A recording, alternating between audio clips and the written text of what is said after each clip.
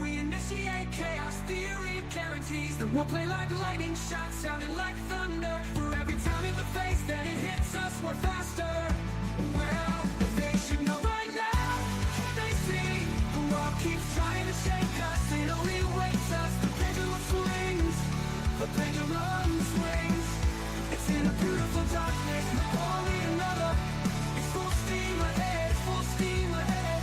All aboard the Petty Express. Misdirected from the start. It's a runaway train. I come a freight train. I come a freight train. In a beautiful darkness, the Petty Express.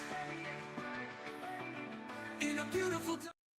Hey guys, it's Mo, your conductress on the Petty Express. We are on day 3 of the Chris Wolfenbarger case. I know we've already got a verdict, but I'm really curious to see how the state did not, prove their case beyond a reasonable doubt now that we know that that's actually the case.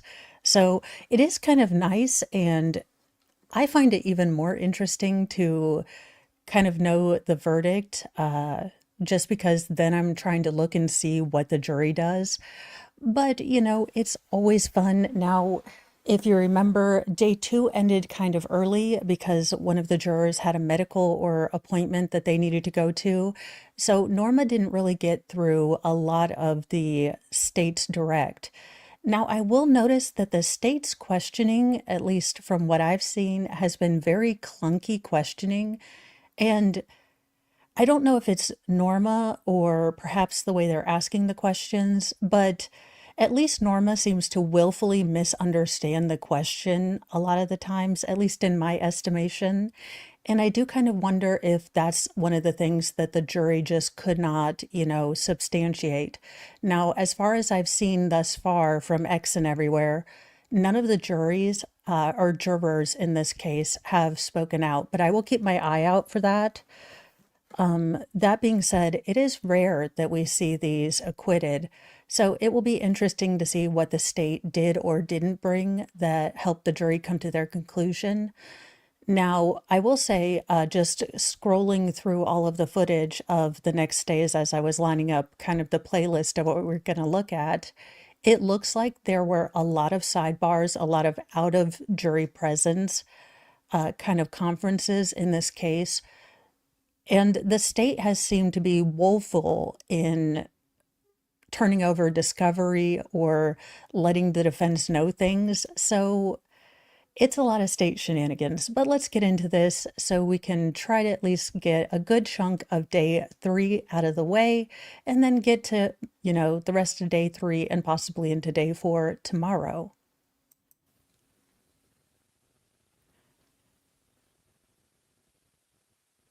We are watching at 1.25, and I do have the closed captions on.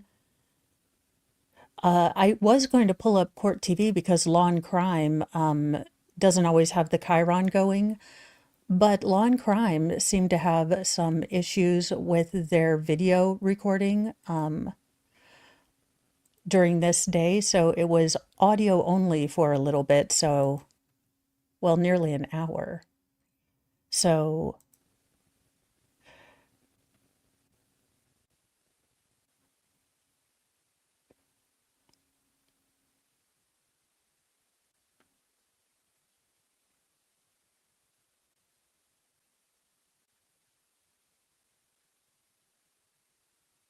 okay.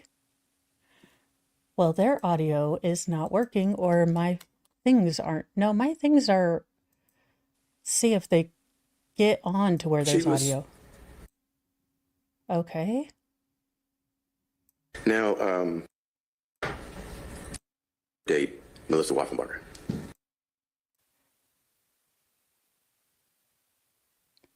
All right.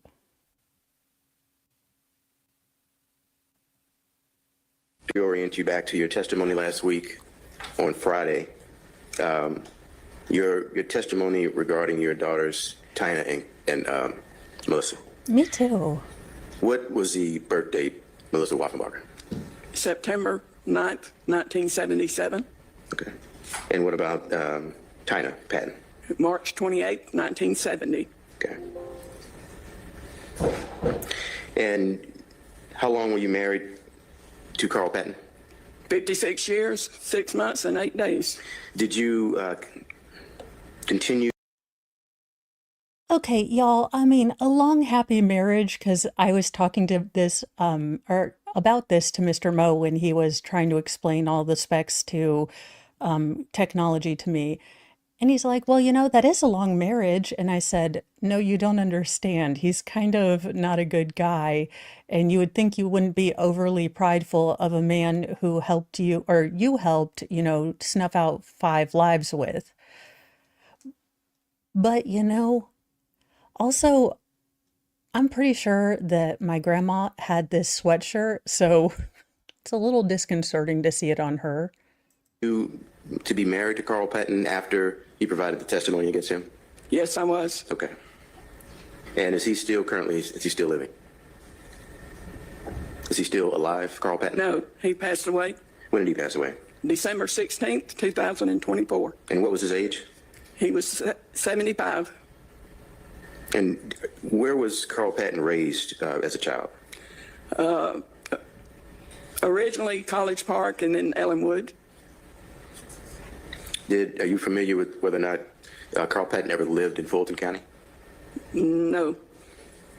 College Park was all I ever knew about. Is that Fulton County? That's fine. Thank you. Mr. Fawcett, forgive me for interrupting, but as promised, I'm going to stop for just a moment and let my court reporter and any lawyers that need to get attached to the Zoom. Oh, for heaven's sake.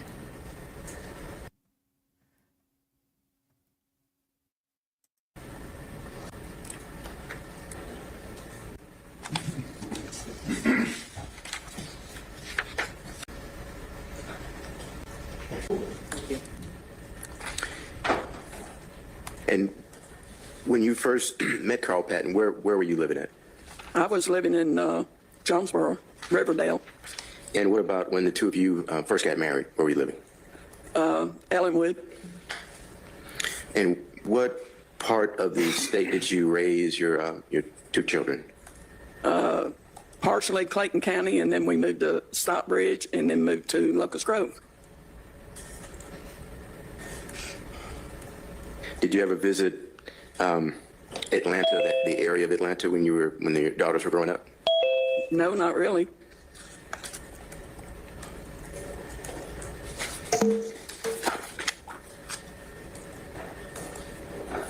Now, you were testifying that Melissa, your daughter, had left a note for you. You recall that testimony? Yes. How often would she do that?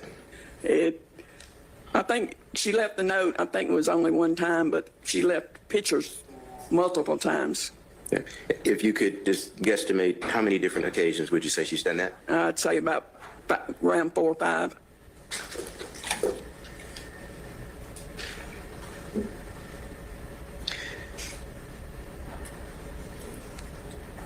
Did you and Melissa ever talk on the telephone? Yes, How often did you do that? pretty more frequent than when she would come. She would always call on the holidays or special days. And besides just holidays in particular, would you talk just random phone calls with your daughter Melissa? Would that happen as well? Yes, So if we're looking at, say, any given month, how many times would you say if you could think back to that time, how many times during a given month would you say you talked to Melissa? at least once.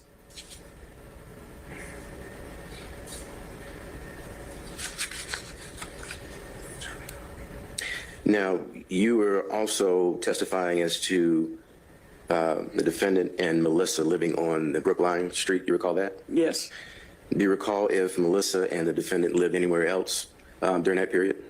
prior to living on Brookline, they lived on Washington Street in East Point, and then Adrian Drive in Stockbridge, and then Brookline.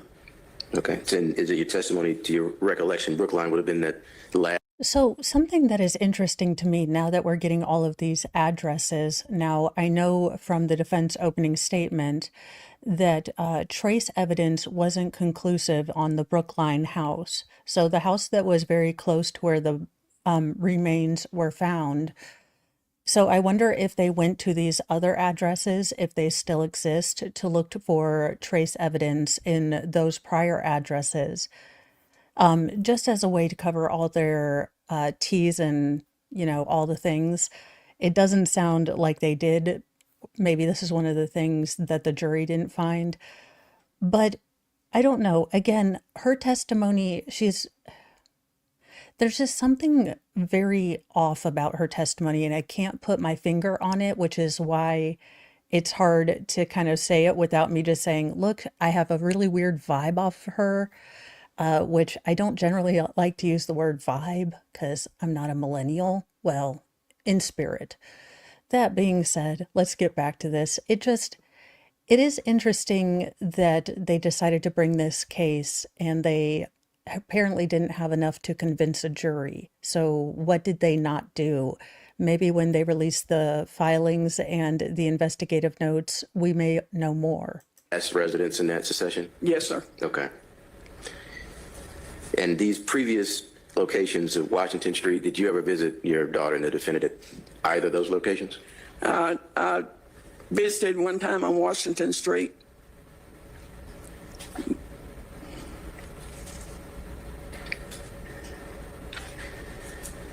And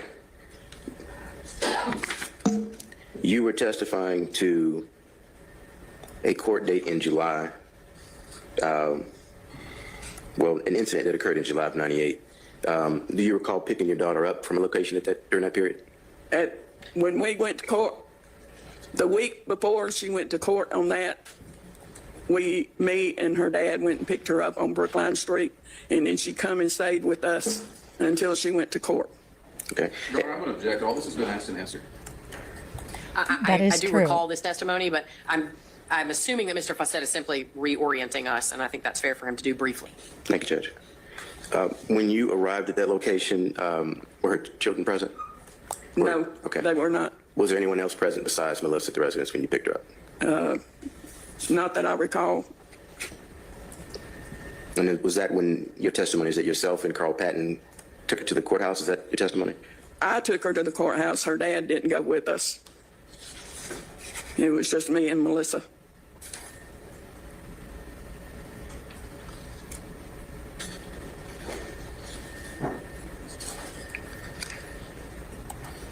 And after that court date, when was the next time that you saw your daughter, Melissa? The next time I saw her was when I went to see her when she was in the DeKalb County Jail for violation of probation.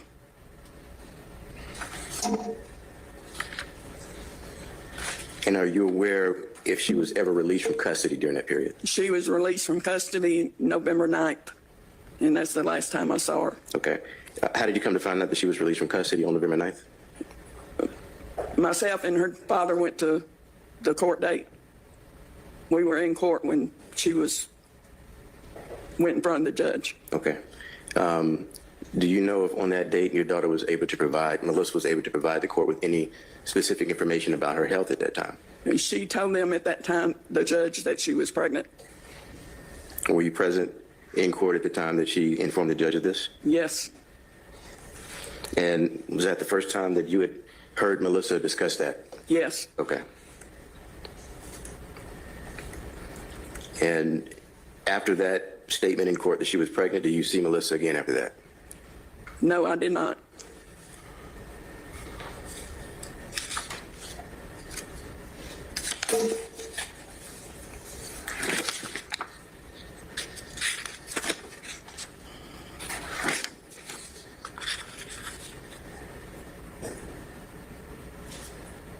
Okay.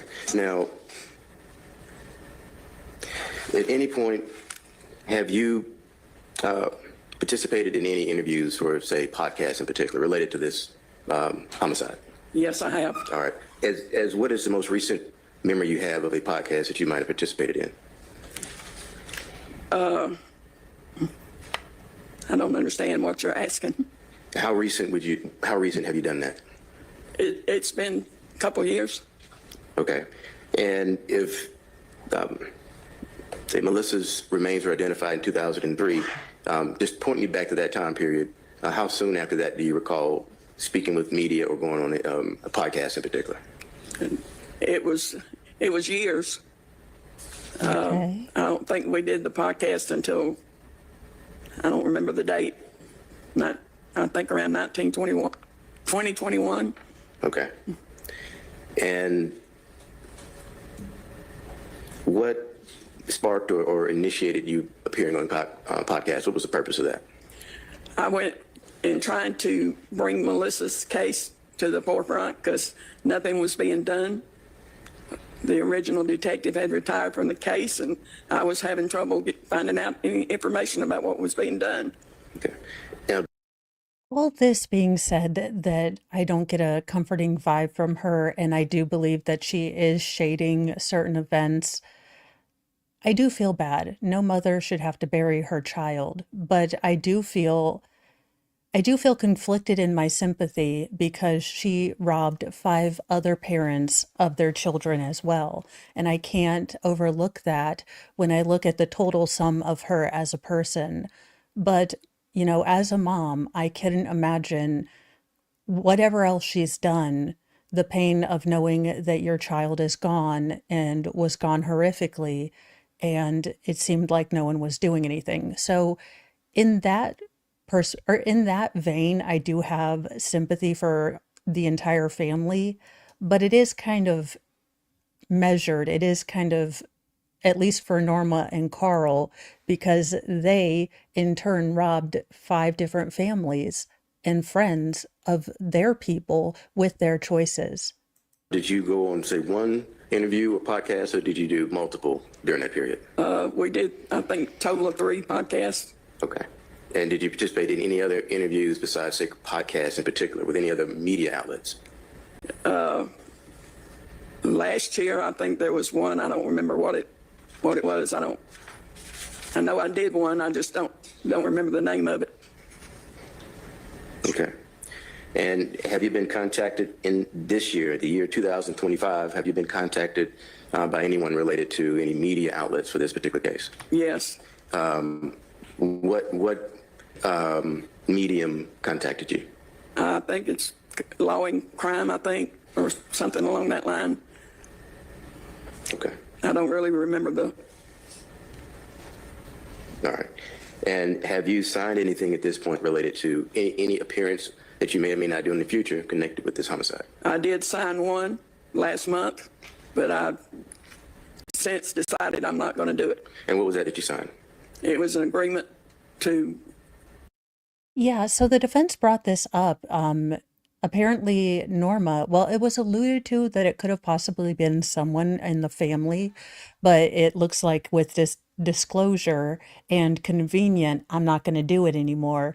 Norma had signed a contract with Netflix to kind of chronicle the well, I guess the Patton family crime kind of drama, from Carl Patton and Norma Patton's crimes to all the way up to Melissa Wolfenbarger's disappearance, to culminate possibly, I'm guessing, with a different outcome, with Chris Wolfenbarger being charged guilty in this case. So the defense brought up within the last, I think, on the second day of the trial, that it came to their attention that someone on the state's witness list had signed a contract with Netflix in order to do this. So that is something that would have to make the jury think, gosh, she has a vested interest in this turning out the way she wants for this particular documentary. And it's convenient that now when she is going to be confronted about it, she's decided on moral reasons not to take the big fat check from Netflix. To do the program, and not talk to anybody else. Okay, so the program that's being created, you agreed to do that? Yes. All right. And how recent was that? I signed it last month.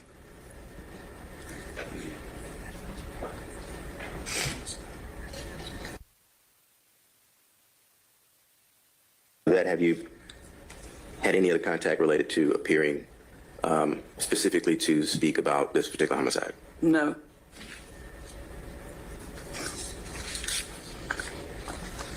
And is it still your testimony that you and your husband requested law enforcement's assistance to locate your daughter, Melissa Wolfenbarger? Yes. Is that still your testimony? Yes. Okay. That's all I judge. Thank you, Mr. McDermott.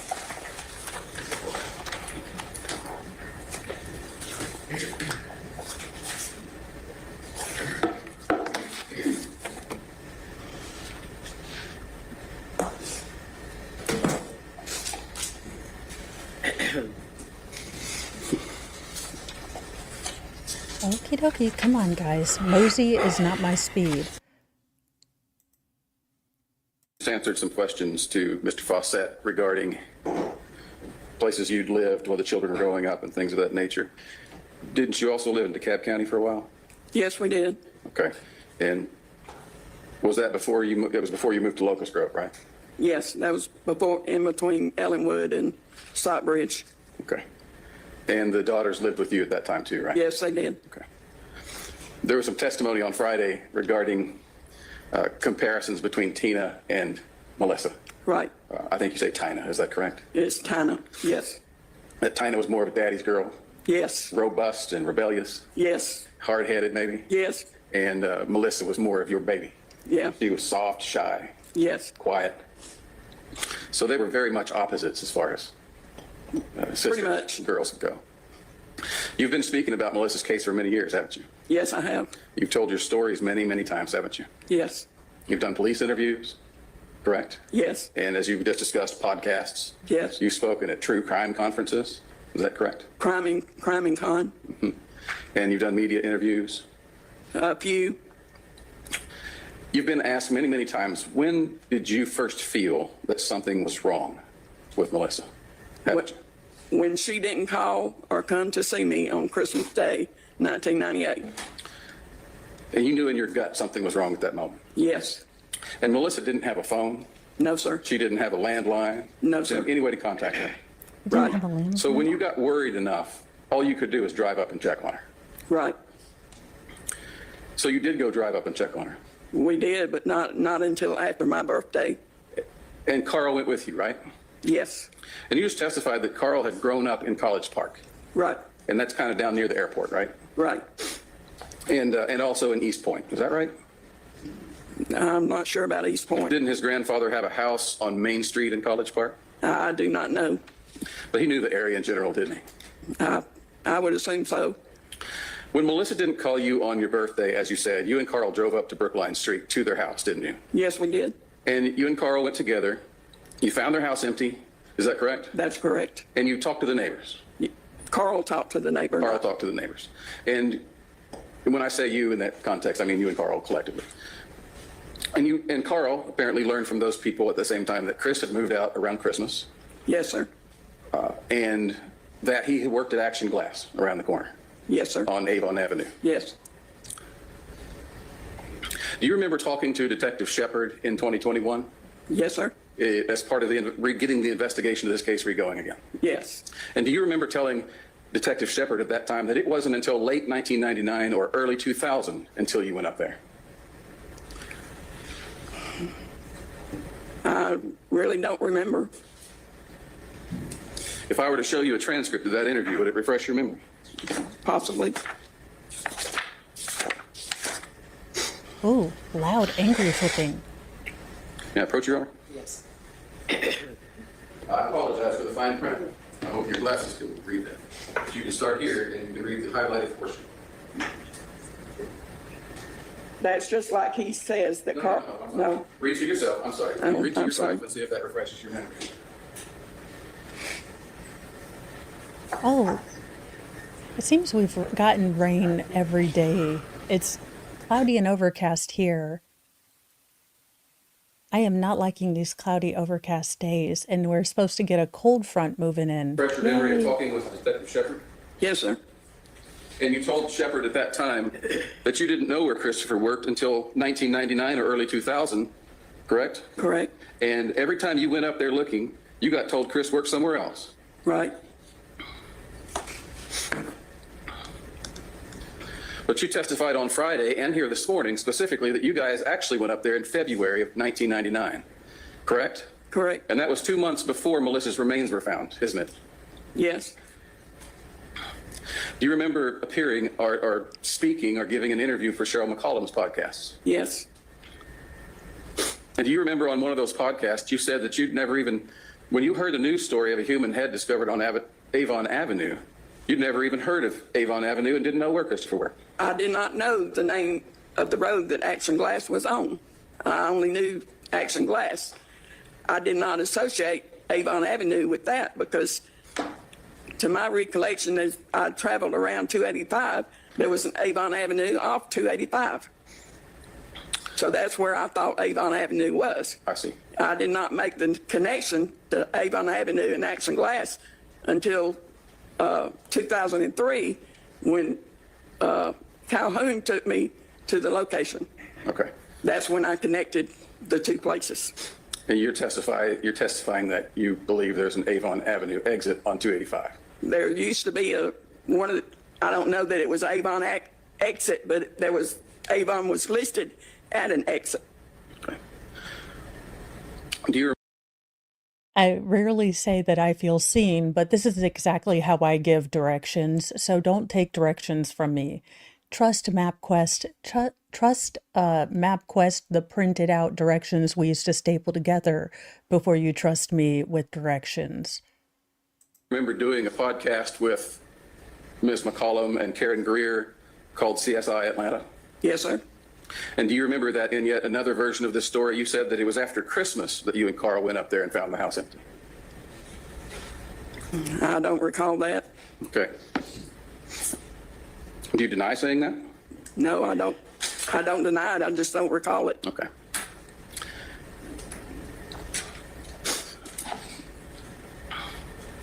Do you recall being interviewed by Detective Calhoun in 2003, which I understand is a long time ago? Yes. I can't remember where I parked sometime on the same day. So you told him that when you got worried after your birthday, you went to Christopher's mother's house. I did not go. When I went to Kathy's house, I caught her coming out. I don't remember the exact date or what, even what month it was, but I was riding by her house, saw her. Does Georgia not have calendars, not have access to things? I mean, here's my thing as a mom too. Okay, I may have been in a funk last week because it was the first, week where I wasn't with my daughter like the first week of school, and it's a total season change. I can tell you that I was there for every single one, but if something big like this happened, I'm pretty sure it would be etched into my memory what happened. And as much as she has talked about this, as she has advocated for her daughter to have justice, you would think that these facts would be burned into her brain. This is the part that really doesn't make sense to me. Again, I can understand having memory issues. I can understand. That's why I take so many notes, because it helps me really focus and maintain, all the facts while we're listening to these trials. But I don't get how you can't remember what date and time was the last time you saw your daughter allegedly, possibly in Minecraft. How you don't remember the moment your heart sank when you went to the house and realized it was empty, that Chris wasn't there, that you had no idea where your daughter was. You're telling me you don't remember that? Like it could have been February of 2000 whatever. None of that rings true to me as a mom. And I get that not all moms are the same, but I'm sorry. If my daughter was missing, I'd remember exactly everything I did because I'd be hounding people. Getting out of the car, and I pulled in there and asked her where Melissa was. Okay. And that was after she had been identified or before? Obviously it was before. This was back in 1999 Okay. when she was missing. In all your interviews, however, you've been very consistent and made it very clear that on one thing, and that is that you despised Christopher from the very first time you saw him. Is that correct? Yeah, pretty much. You said that you didn't like the way his eyes looked. Right. You've said in podcasts that you just saw meanness in his eyes. As my mother would say, that's The very first time you met him, and he would have been about, 15 years old? somewhere around there. Maybe even a little bit younger? Older, maybe. Maybe a little older? Because I believe he was driving at that point. When he first started dating Melissa, you had him arrested at your house many times, didn't you? I did. Reported him as trespassing. Yes. How many times would you say? 8? 10? I don't know. Good I wouldn't night. make a guess. I'm sorry. I wouldn't make a guess. Okay. You did everything you could to prevent them from dating, though, didn't you? Yes, I did. You moved her to a separate location for a while, didn't you? Yes, I did. You isolated her. You tried to prevent her from leaving your house. Correct? Correct. You tried to make her take birth control. I did make her take birth control. I thought I was Although making her take. as you testified on Friday, she was pretending to take it and not taking it. Right. You remember telling Detective Calhoun in 2003 that the reason the birth control didn't work was because you brought her back out of hiding too soon before it had time to take effect. Yes. Okay. But you testified on Friday that what actually was going on, as we just discussed, was that she was pretending to take it but not really taking it. Right. And doesn't that indicate that she was?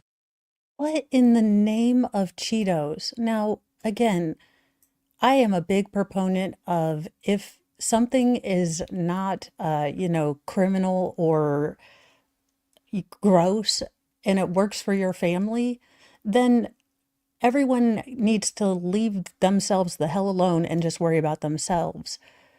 But do what now? You had your daughter in hiding, which I don't know if you've met teenagers, but if you tell them not to do something and you don't give them actual concrete reasons, like, I love you enough that I understand that you really love your boyfriend right now, but I want you to have a better future than I did. So let's have some boundaries. Let's have some respect. I will try to treat you as a person with respect unless you cross those boundaries, and then we'll talk. And forcing her to take birth control pills, okay, ma'am, I would highly not recommend you to do this with your teenage child, but Was okay with getting pregnant. Yes. As you see it, Christopher took her away from you, right? Right. And you've never forgiven him for that, have you? No. And you worked even while they were married to get her away from him, didn't you? No. How did I do that? Your daughter Tina also joined you in trying to get her away from Chris while they were married. I don't know.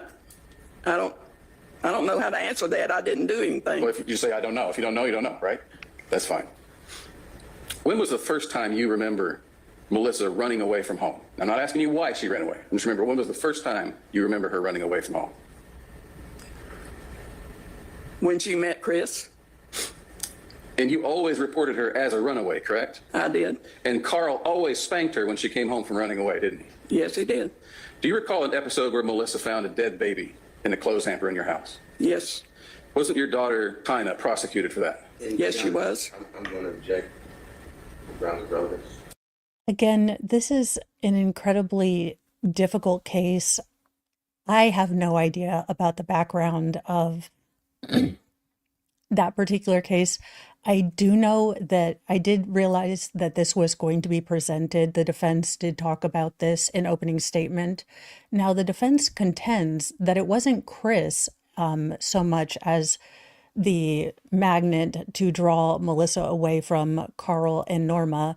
It was the fact that she found Tiffany's unfortunate child in a laundry basket and was so traumatized by that that she no longer wanted to be around her family. Now, this is according to the defense. And good Lord, this family is 17 pounds of crazy in a 2-pound sack. So that second question, I'm going to sustain your objection, but the first question is overruled. Go ahead, Mr. McDermott. Wasn't it Melissa that found that baby? Yes. And was that around 1992? 1991. 91. And Melissa would have been 14 years old at that time, right? Right. Okay.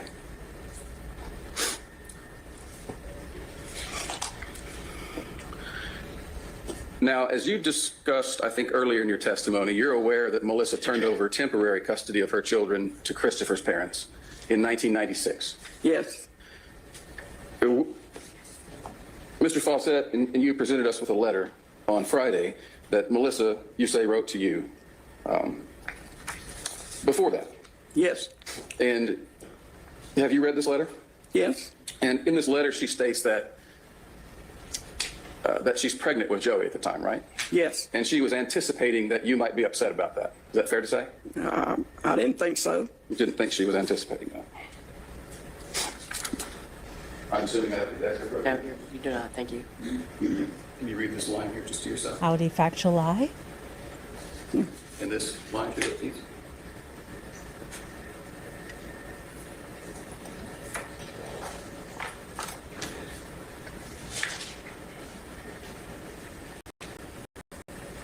Was Melissa anticipating you being angry with her, being pregnant again? Yes, she was.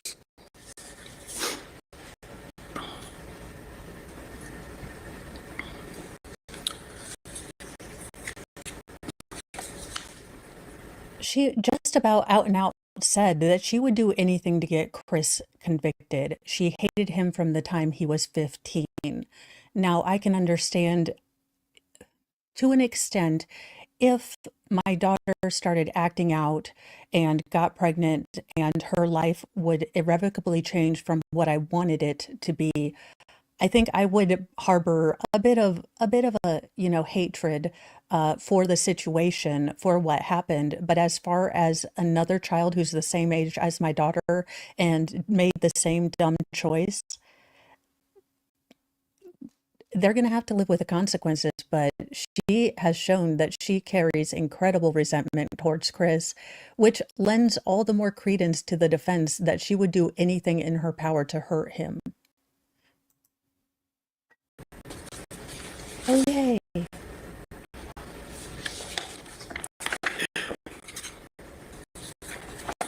And is it your understanding from this letter that Melissa was expecting to have her tubes tied after this?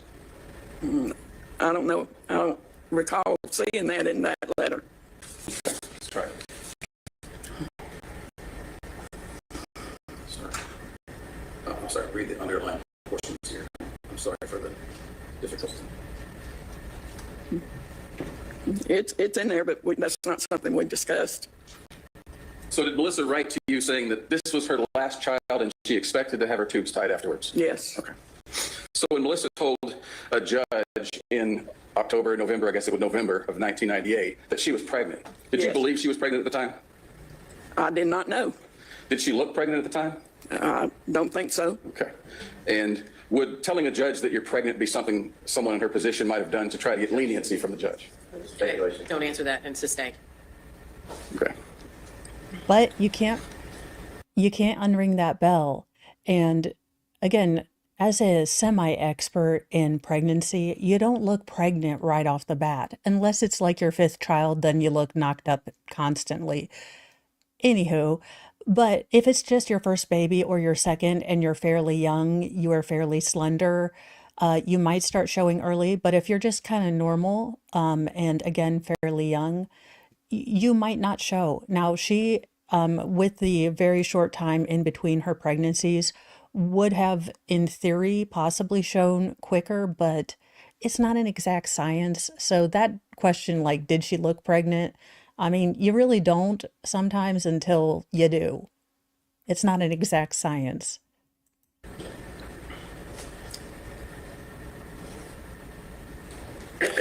After you went up to Brookline Street and got her in July of 98, you took her to courthouse to help regain custody of her children. Is that correct? Yes. Okay. The date of the Brookline incident was July 21st, Yes. and then you took her to the Fulton County Court on the next day, which was the 22nd. Is that correct? No, sir. It didn't go. We didn't have to go to Fulton County to do that. No. I'm sorry. I did confuse, and I want to be clear. So step back from the probate court question for a moment. But after the incident on Brookline Street, didn't you take her to the Fulton County Court to file a report, to file for a TPO? No, sir. Okay.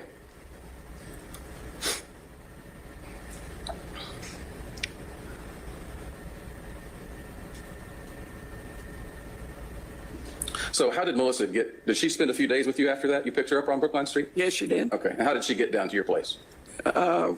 We picked her up on July the 21st. So she rode to your place with you? Yes. Did she have a car? No. Not at that time. So when she went to the probate court in Henry County to deal with the matter of the children, you took her there? Yes. Okay. And so you were with her. You were right alongside her when she filed that application. Is that correct? Correct. Do you remember speaking with Detective Shepard about this issue? No, I don't. Do you remember showing him the documents that you had filed in order to get the children back? Yes. Okay. And do you remember telling him at that point that your understanding of how it worked with temporary guardianship was all you had to say was, I want my kids back? Right. Okay. And then the court would give them back to you from the temporary guardian. Was that also, do you know at the time, was that also Melissa's understanding? Yes. Okay. I don't think so. So did she file the I want my kids back papers? Yes. And she was with you? Yes. And did you go get physical custody of the children?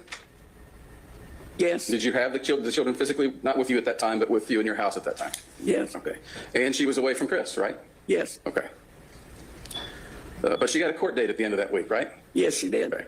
And you've already discussed about how you went to that court date, and Christopher asked if he could speak to her alone, I think were Yes. your words? Yes. And the judge allowed that. Yes. And when you said that he spoke to her alone, did they go into a private room somewhere? Yes, I did. They did. The judge allowed them to go, just those two, into a private room. Yes. Okay. And when they came out, she had all that in her favor already. Her kids back, her legal papers back, with you, and the kids with you. Yes. And she chose Chris. Yes.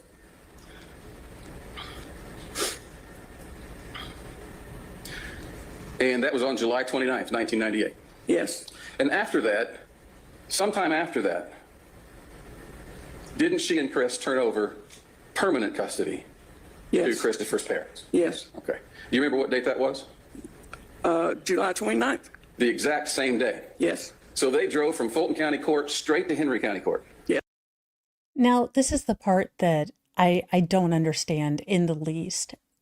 That being said, it's not in my nature to have ever thought of giving up my kids, no matter how bad things got. That being said, this is the total disconnect for me. This is the part of my brain where I don't understand. But, it's not my place to figure out why they did that. It's my place to see if the state proves that, he did it, which obviously we know they didn't. And made that permanent. Yes. Okay. You stated that when you saw Melissa in the summer of 1998, she was wearing long sleeves and blue jeans. Yes. And it was in the middle of July. Yes. And you stated you didn't observe any bruises at that time because she had long sleeves and blue jeans on. Right.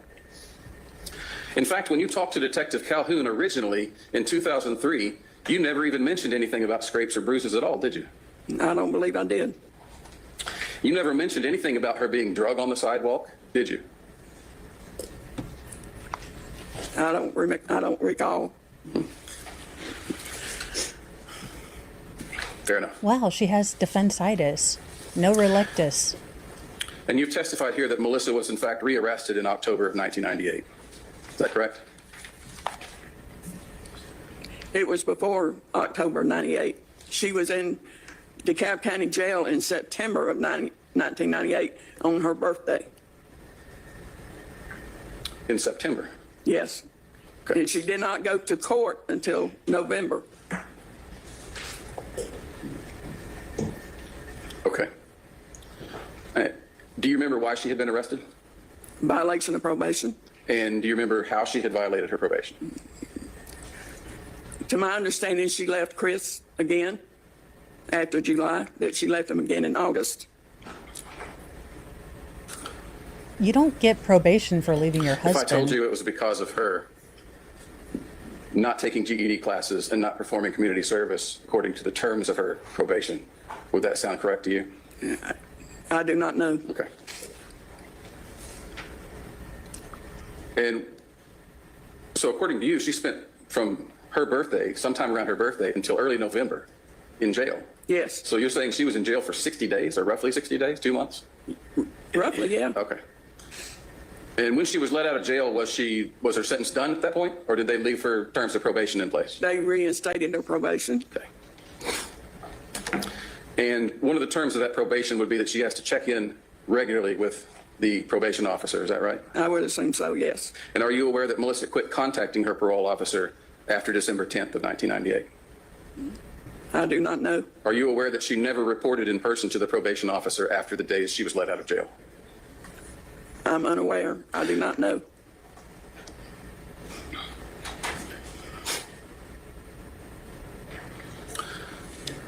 For someone who says they've known this case inside out, and believe me, I would if this was my child, I would have gone to her probation officer. I would have said, did you ever see Melissa after this time? We're trying to figure out where she is. Did, this person see them? Did that person see them? I would take notes because I know my brain is about as useful as a sieve that's had the holes drilled to a larger bore. None of this rings. Again, I know moms, and we can go with the old, canard that grief doesn't look the same for everyone. But ask yourself, if put yourself in Norma's shoes, would you be like, meh, I mean, what happens, happens until it seems like I want to get my husband off the hook? I don't know. That's just what I'm reading in this. Maybe I'm extra cynical because I didn't get a whole lot of sleep last night. Who knows? But that's my read on it. Now, you've mentioned that your husband, Carl Patton, eventually confessed to murdering 5 people. Is that correct? Yes. And for one of his victims, Can I get a drink of water? can we get some? Yes. Thank you. You trust me, though. Could you? Howdy, Heidel. And I will say that this lawyer, because I was generally worried about, because this is a witness that you really have to interrogate as to their motives, as to their recollection, and as to the timeline, which seems to get more and more convoluted the more she speaks. There is a fine line between being an aggressive zealot for your client's rights and rubbing the jury the completely wrong way by, in essence, bullying the mother of the victim. So I'm guessing that this defense attorney struck that line, and from the way he's behaving and the way his tone and everything, I think he's doing a fairly good job. He is calling her out on things. He is being respectful. And, it is a fine line that you have to play. And she is willfully playing defense like I forgot itis. So he's doing the best. He's doing a really good job because this is starting to annoy me. Her I don't recollect itis. Open it for me. Understood. Thank you. Thank you, Ms. Hilton. Thank you, Mr. Wolfenbarger. Mr. McDermott. Thank you. You're welcome. For one of Carl's victims, did he try to approach? Sure.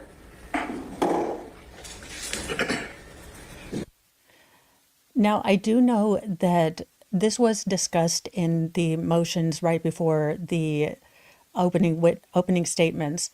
The judge said that interrogation about Carl and Norma's past crimes would be something that she would allow because, again, there are special circumstances in this case. The state, for obvious reasons, wants to make sure that, they go into Carl and Norma's, issues as little as possible. But I think that the judge has been very, very measured and thoughtful in her approach to how she listens to both the state and the defense when they bring up issues and how she, makes rulings. But we are going to skip through this because we got a whole daggone trial to get through. Go ahead, Mr. McDermott. So I'm going to back up a little bit.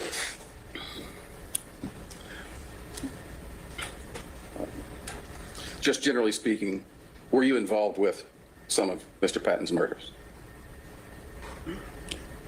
I helped him dispose of the body. Okay. So you were involved? Yes. Okay. And did you, for some of the murders, you were not involved, is that correct? That's correct. But you overheard Carl making plans for them? Yes. And you testified about this under oath in Fayette County in 2023, is that correct? I'm sorry, I made the mistake so many people have so far. In 2003?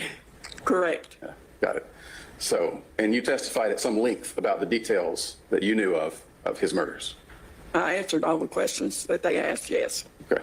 How long would you? Actually, let's do that. Just a moment, Your Honor. Sure.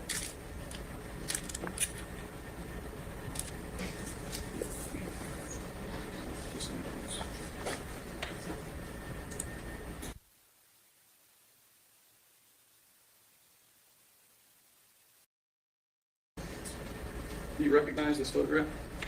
Yes, And you could say who that is? that is me. Yeah, well, you don't have to say it yet, I'm just asking. No. And Yes. you say, you will be able to say what the occasion was for that? Yes.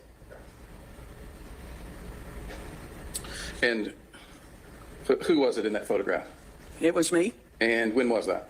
In Fayette County when I testified against Carl. Your Honor, I request to move this into evidence.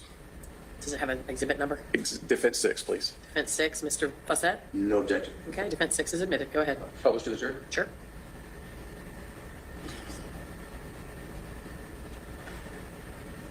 How long would you say that you testified on that day? I don't recall the length of time. 15 minutes, 20 minutes, 30 minutes? Probably 15. Okay. So 15 minutes only? so you were aware of several of the details of Carl Patton's murders. Yes. And for one of those murders, did he try to stage the crime scene to look like an accident? Yes. And did he have an accomplice who was his high school best friend? Yes. And did Carl at some point suspect that his accomplice was telling people about the murder? Yes. And at that point, did Carl decide to kill that person too? Yes. And did he also decide to kill that person's girlfriend? Yes. So it's true that Carl Giblets. killed some of his victims just because he was afraid they were telling people Yes. that they knew too much. Yes.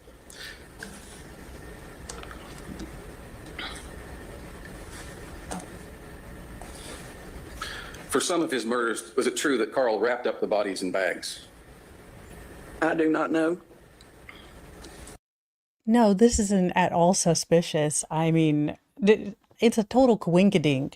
I mean, who was it that said there weren't any coincidences? Was it Agatha Christie or Nancy Grace? Anywho, just asking for a friend. But wow, what a small world.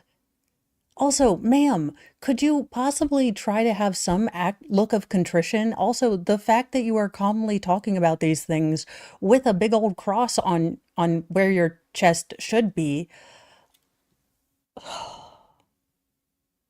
This is the part that I can't get over with her. Again, she is talking about the fact that she robbed 5 other mothers of their children just like she got robbed. But hers are important. And it seems like she could give a rat's ass less about the parents that she put through the exact same thing. So I have a real issue with that. So, I mean, the more she continues to kind of fob this off, the more I'm probably going to get pissed off.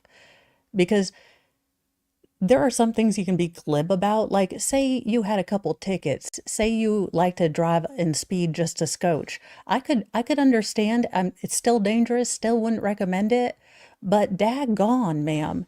I mean, could you act any colder to the victims that you helped create? Damn.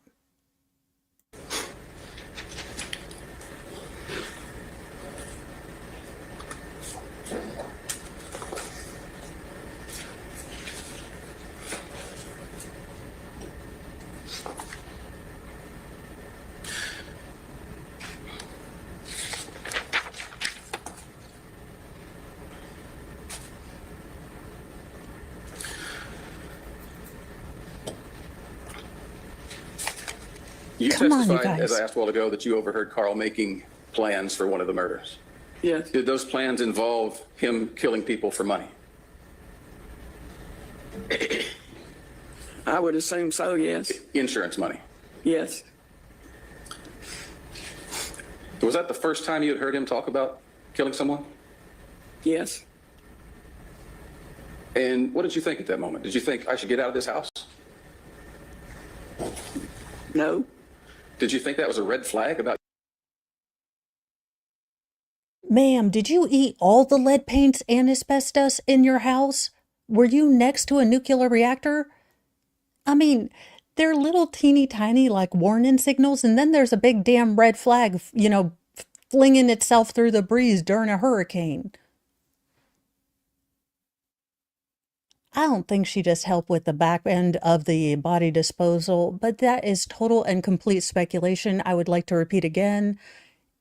It is my estimation that she has the personality and the internal compartmentalization of her emotions to have possibly helped her husband, a la Myra Henley from the Moores murders. But again, that's speculation and wasn't proven in court.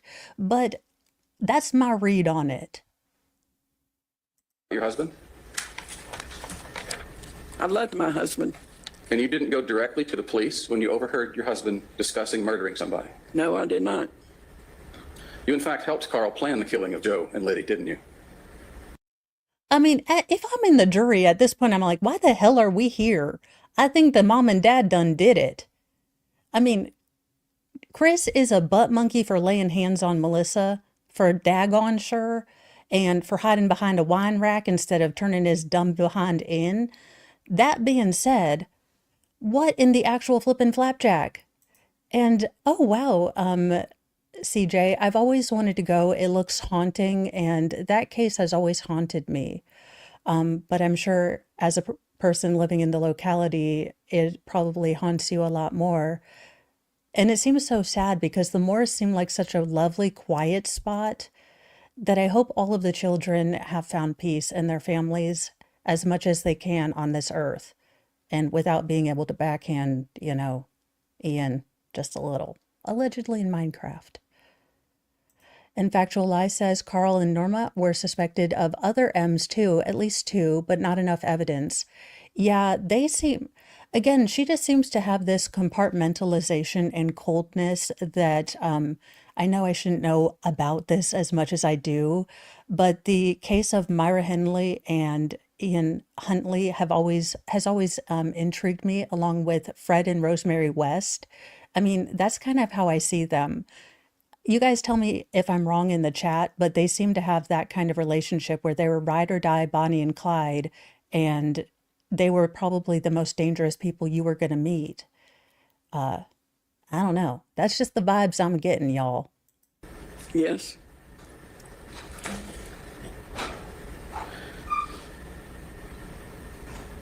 And after he killed, where did he kill them at? In our living room? And were any of your daughters home when this Jesus. happened? No. Sorry. That wasn't open. Nope, that was me clearing my throat. I apologize. Didn't you testify in 2003 that Melissa was in her room? I don't recall. Was anyone else in the house at the time? Yes. Who was that? His father. Carl's father? Yes. And was he awake? Jesus. I don't know. Didn't you previously testify that he was passed out drunk on the couch? Probably. Yeah. Was that a habit of his? Yes. Was he an alcoholic? Yes. Okay. What in the Walmart rapture flapjack flippin' redonkulousness is this? Like, is this entire family a Cops/Jerry Springer episode? What in the name of giblets? We are having a puppy kitten break because what? When the world feels like a dumpster dive and humans forget how to thrive, take a break, just you and me, with a puppy and kitten, wild and free. Paws and purrs, let's drift away to a land where tails wag and play. No more noise, just gentle news in our furry four-legged cruise.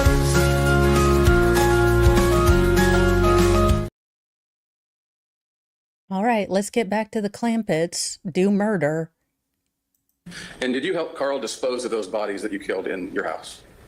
Yes. And just briefly, I'm not going to go into a lot of detail, but how did you do that? I don't understand how to answer that question. How were those bodies disposed of?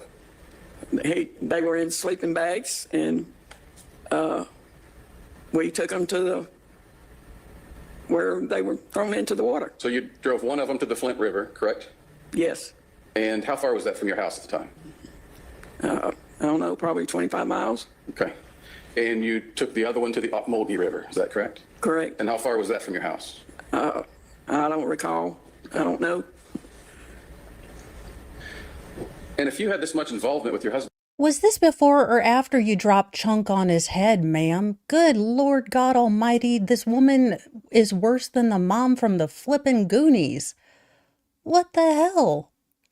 I mean, honest to God, y'all, if it comes out that she is actually the first original casting for the mother of the Goonies,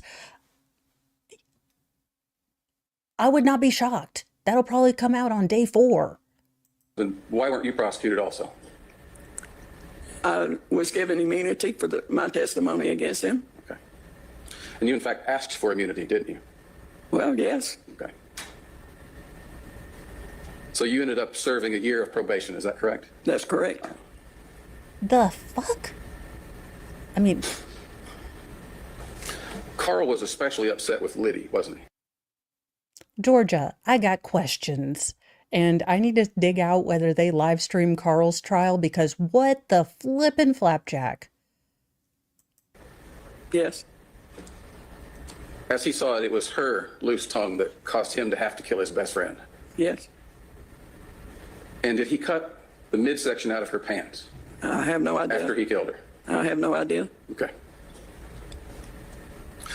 Were all of Carl's victims and your victims, were they either close friends or family members?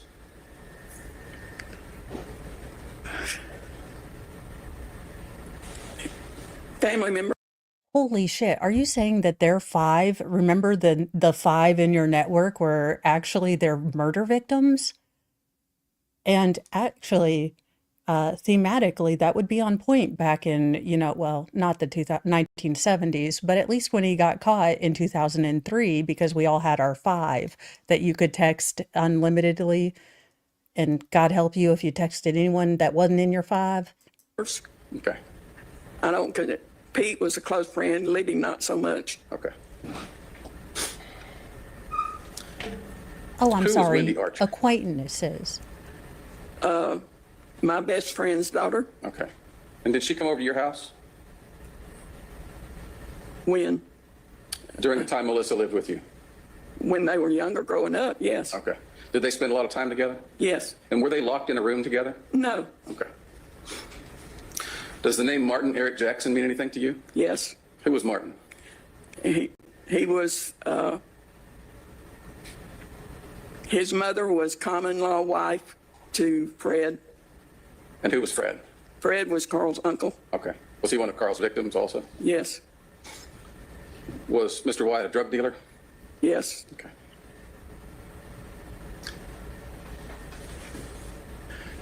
Did Martin visit your house? Eric? Yes. Did you call him by his middle name? You want to object again on relevance grounds? This simply doesn't have anything to do with the determination of the court. I'll answer that, but we should probably approach. Yep, why don't you do that? Mr. Fassett? All right. Yeah, no, this is going swimmingly well. State, this was a great woman to bring on. She's making your case not look like a vendetta trip from a evil, callous woman who helped her husband go on a one-man homicide spree against people that done did him wrong. Georgia, you're looking great here. I say continue as you are and your excellence in criminal prosecution. Raise your question, please. First of all, was it my understanding that you referred to him as Eric? Right. Okay. And was Eric someone who was frequently visited your house? On several occasions, yeah. Was he friends with Carl?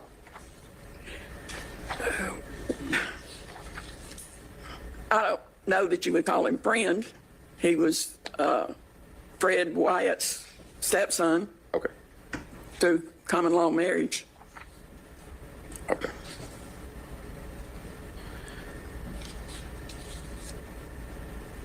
And at some point, did Melissa say anything to you about making a complaint against Mr. Jackson? Yes. And what was that? It was that he molested her. Okay. And how old was she when she made that claim? I think it was right before her 9th birthday. Is that when she told you, or is that when she said it happened, or was that the same? It was when we found out. That's when she told us. Okay. And did you go to the police with that? Yes. And was Mr. Jackson indicted for that? No, he was not. And, okay. So there was no prosecution for that? Right. Wasn't Mr. Jackson also the son of Richard Russell Jackson? Yes. And who was Richard Russell Jackson? He was a friend of Fred. And was he also one of Carl Patton's victims? Yes. And during the time that Eric Jackson came to your house and associated with your family, did he know that Carl had killed his father? No. When did he find out? Probably not until 2003. Giblets. So Carl continued leading him on as a friend or family member. Yes. Now, Carl, because of his crimes, we've heard already, he was convicted, correct? Correct. And he was sentenced to 4 consecutive life sentences. Yes. And I believe on the 5th one, the judge said, kind of, what's the point? We'll just make this one concurrent, right? And even though Carl had multiple life sentences in jail, he was still technically, or at least as far as you guys understood, eligible for parole. Wasn't Yes. he? And you firmly expected and planned that Carl would be paroled. Yes. And you Now, I don't claim to be the smartest person, and believe me, if you were with me at Best Buy yesterday, I can attest fully to that facts and evidence. But what? What in the shady, foggy fig Newtons of your imagination? I caught myself. What in the name of Hades, Heracles, and the little goat guy from frickin' Hercules, the Disney animated story, am I listening to? She thought she's like, look, I know the Menendez brothers are bad, but Carl's a good boy. What? Bring back civics classes. Apparently, we do not understand our own justice system, let alone, well, common sense. Bring back civics classes, y'all. actually thought that was going to happen soon, didn't you? I hope. In 2021, you told I would like to live in her world. Also, I have a question. Is she wearing a tube top under there, or are them puppies just hanging free, flapping in the wind? Because I'm not seeing like any bra straps, nor any assist from gravity that might indicate that they're bra straps. Maybe she didn't think it would look classy to have the bra straps showing through the lace, so she just decided to free boob. And then I'm wondering why I'm spending so much time worrying about her boobs when right now I'm trying to figure out how Dolores Umbridge got out of the page, married Carl in Georgia, and then went on a one-woman crime spree. For flapjack's sake. investigators in an interview, correct me if I'm wrong, that the only reason Carl had not been paroled already was because his son-in-law had a criminal record and was on probation. Is that correct? Probably yes. If I were to show you a transcript of that interview, would it refresh your memory?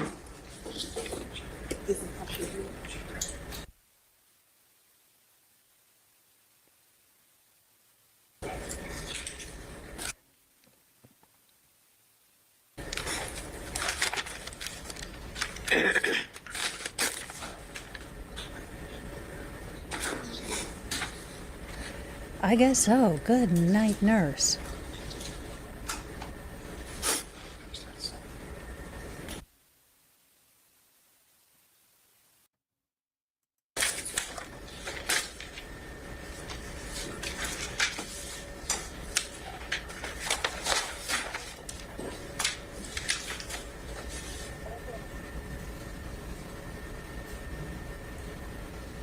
Okay.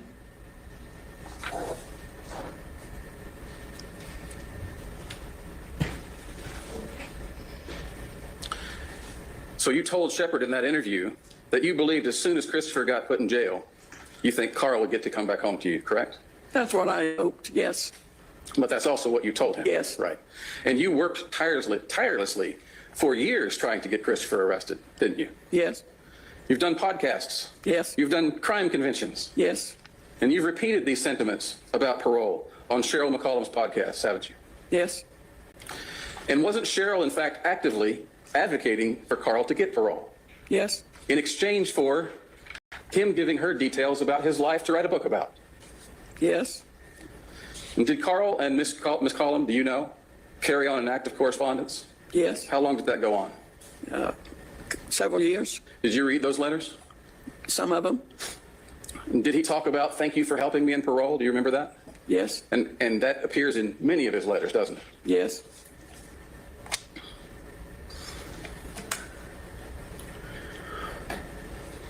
If you knew something was wrong with Melissa at Christmas, why did you wait almost 60 days before you went up to check on her? Because I had to convince her daddy that something was wrong. Do you drive?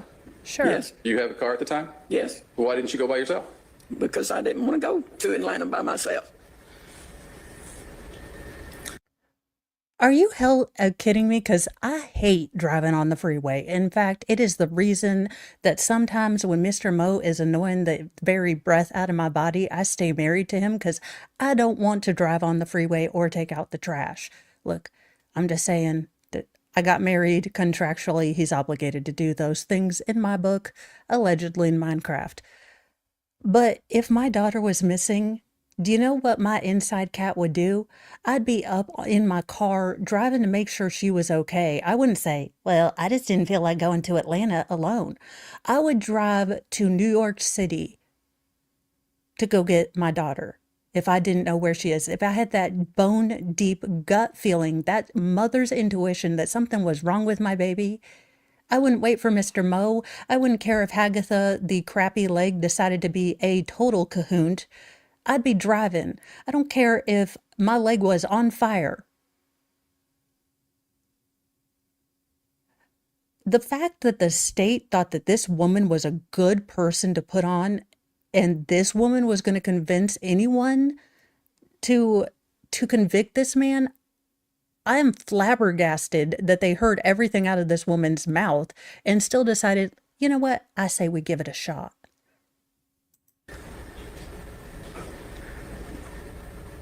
He kept telling me that she's going to call today, and giving her more time because she didn't have access to a phone like I had access to a phone.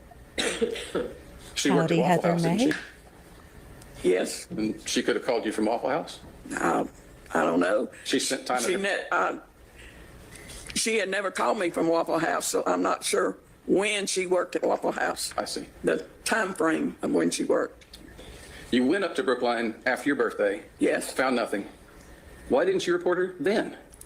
I tried to, To Atlanta? but yes, Okay. Do you remember telling Detective Calhoun in 2003 that one reason that you didn't report her is because you had had another daughter that left for a long time without contacting you? Do Do you remember that? Yes. Okay. Oh, But you just testified earlier that these two daughters were absolutely different. Right. But She wasn't. Go ahead. The situation was the same. Right. They were both over 18. Kind of I was always told that because she was over 18, she could come and go as she pleased. And the same thing applied to Melissa. The only difference between Melissa was she was married, which made it more difficult, and she didn't live with me. But we're talking about their personalities. Right. Your reason to Detective Calhoun was you didn't go check on Melissa for a long time because Tina never called you back for a long time. And in fact, Tina had left her children with you, hadn't she? Yes. But Melissa was an entirely different personality like that. You said Yes. she's not bullheaded and rebellious and self-willed like that. She's a mama's girl. Right. So why would you assume that she's going to act like Tina acted? I did not assume.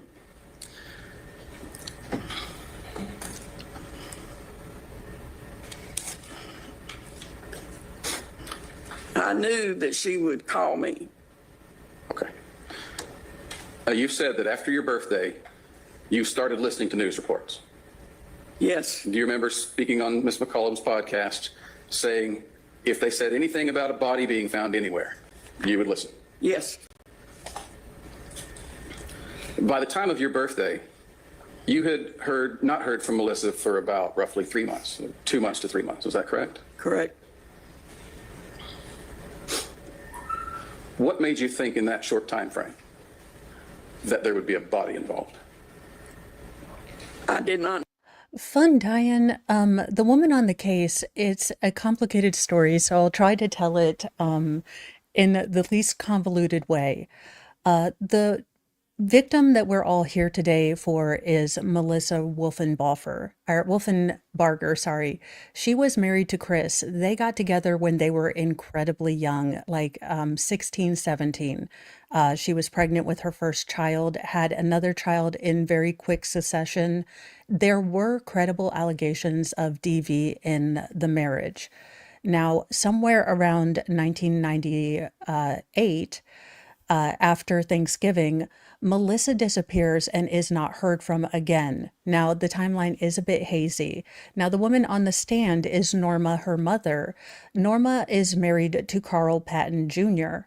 Now, Norma and Carl Patton Carl Patton was convicted of 5 murders. Norma Patton was given immunity for the 2 murders that she helped plan and execute with her husband in order to testify against him. Now, Carl was implicated in the Flint River murders in the 1970s, but they, I guess, didn't have enough evidence to move on him until 2003.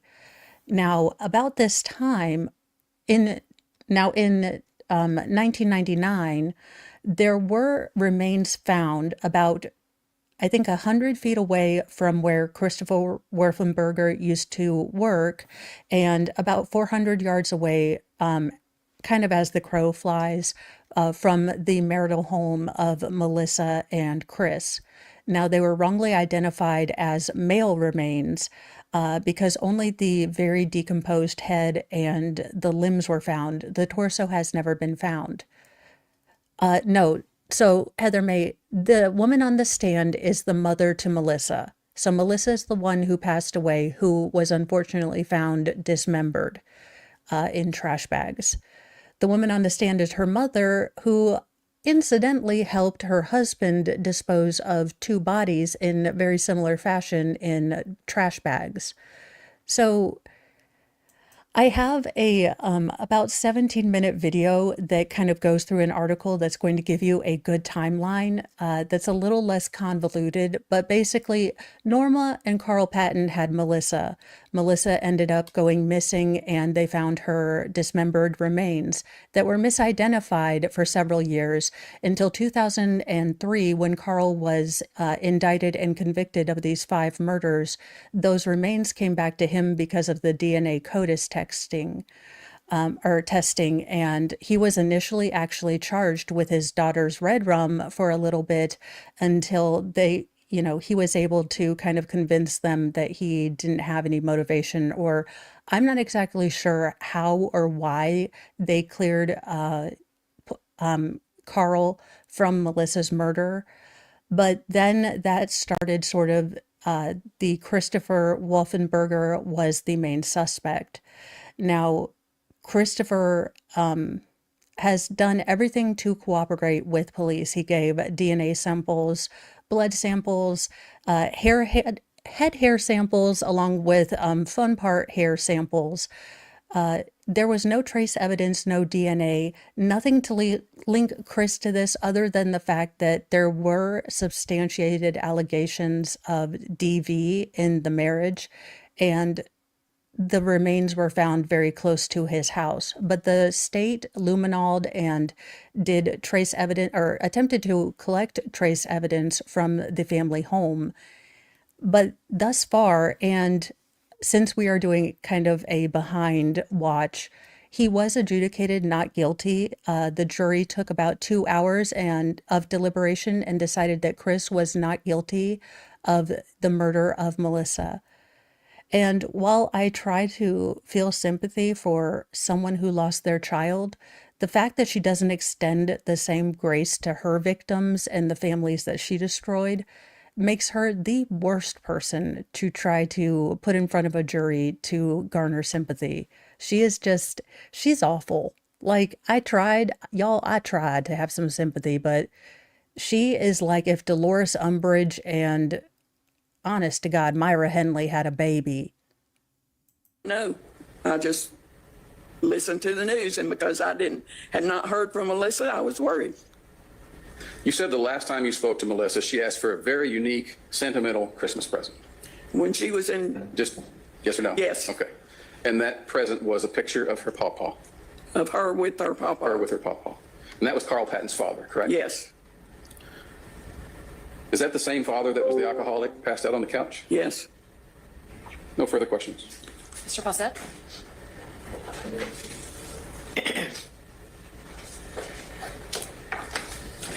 Yeah, state, go ahead and rehabilitate this crap fire. Go ahead and crap spackle over this. Ms. Patton, you were just testifying as to your hope that Carl Patton would at some point parole.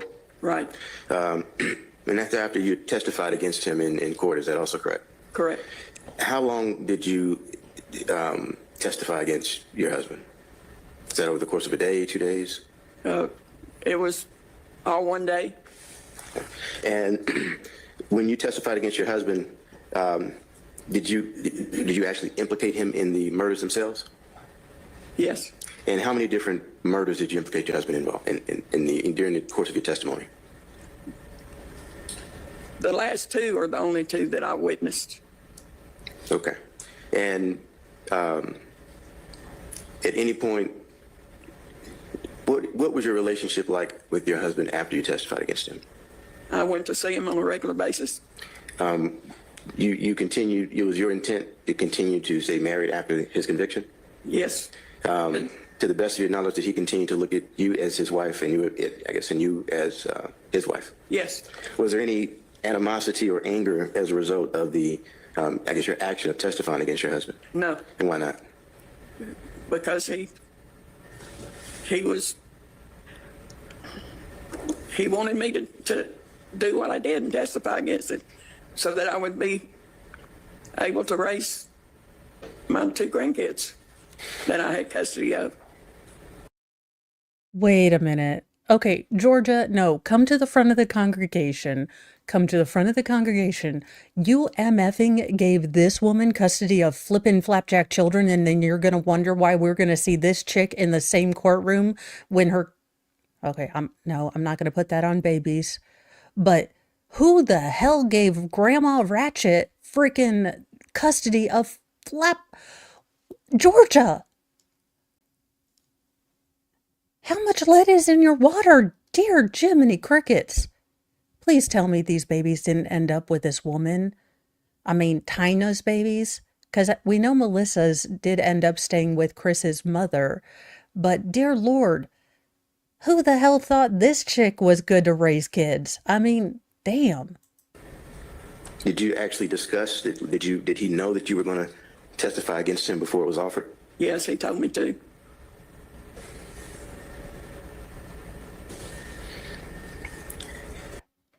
And what she is very clearly demonstrating is that she knows how to game the system, that she and Carl, well, plotted how best for one of them to get out unscathed. And if you noticed, there was a great animosity on Norma's part on not being able to have custody of Melissa's children. The fact that Melissa decided to, grant or relinquish her parental rights and give the rights over to Christopher's mother. It does seem that there is a great deal of resentment there because of that. But again, I wouldn't even allow this woman to raise pet tarantulas, let alone children. Daggone it. And did Carl Patton keep up with the status of the criminal case, the case? Heather May, Carl actually passed away. I just wrote it down.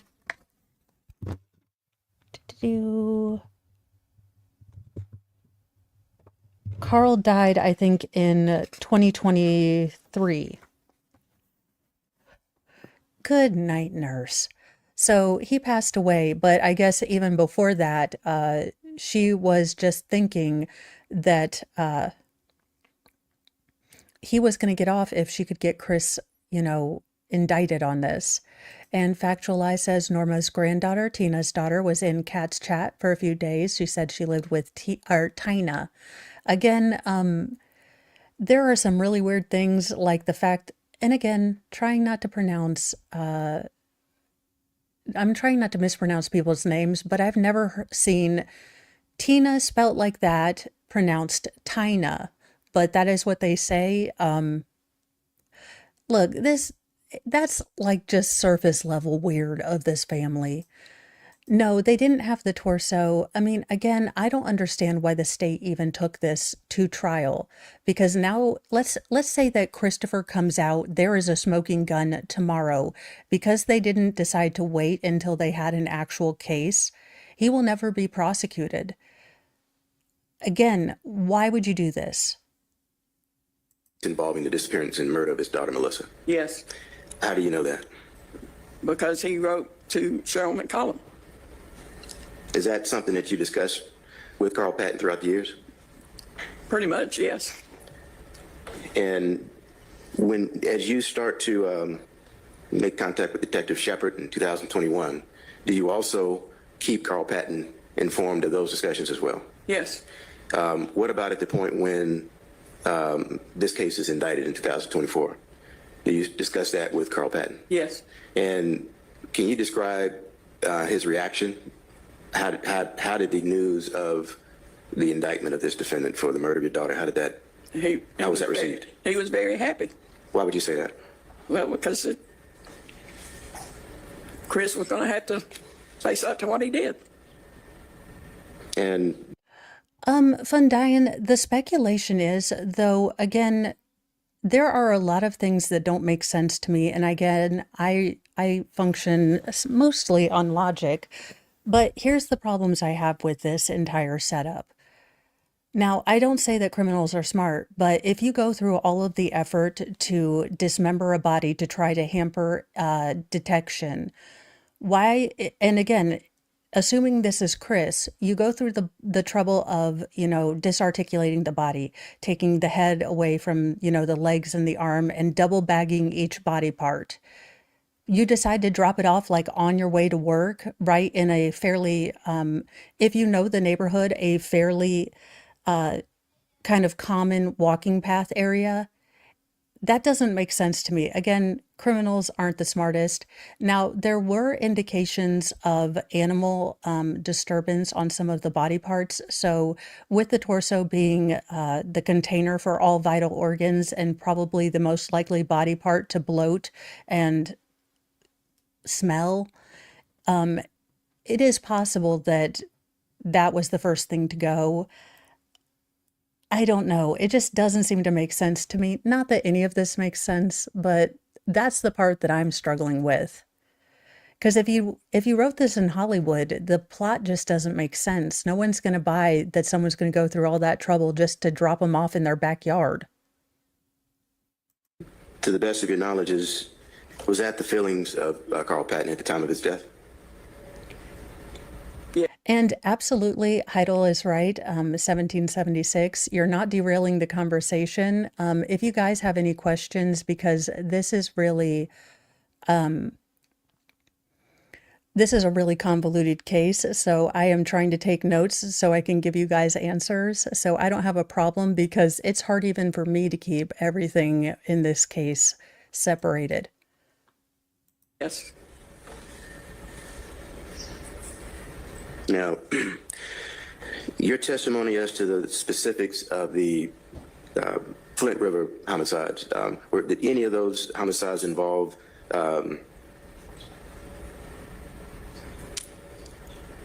dismemberment? No. To the best of your knowledge, did any of those homicides involve the use of a circular saw? No. To the best of your knowledge, they don't? Right. I thought they've been contending that it wasn't a circular saw, it was a sawzall. The sawzall that he stole from Advanced Glass. So unless he's making, and I'm not a constructionologist, I couldn't really tell you the difference between a sawzall other than it looks like a little mini saw with a big old handle and a circular saw, or which we would use for either project beyond, felonious projects. But let's stick to the thing that we're talking about. Heather May, I do know that the children are going to testify. Now, they are going to testify, I believe, for the state, saying that Chris made some ominous statements, that there weren't kind of memorabilia of their mother around, and that they were under the impression that Christopher's mother, their grandmother, was actually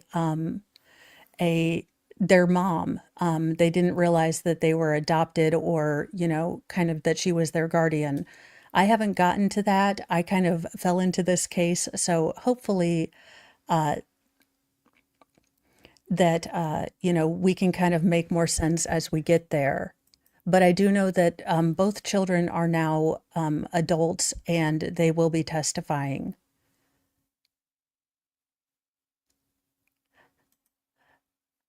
I don't know, Bridget. That's why I'm hoping to be able to find Carl Patton's trial. That is what I'm going to be looking for tomorrow. And then maybe we can go over Carl's trial next to try to make sense of how they were able to clear Carl from Melissa's murder. And well, Heather May, no problem. Actually, this has been a great case because it is so crazy that it's kind of interesting to listen to. There's never a dull moment, but that does mean that I'm going through notes like crazy.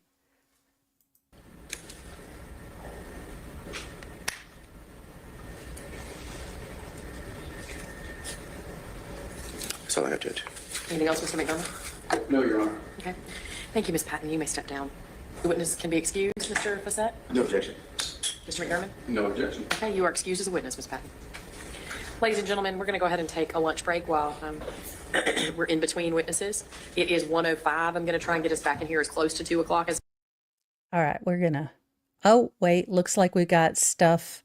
We got shenanigans and stuff coming up excused, Mr. outside of Fassett? the jury's objection. presence. Mr. McDermott? No objection. Okay, you are excused as a witness, Ms. Patton. Ladies and gentlemen, we're going to go ahead and try and get us back in.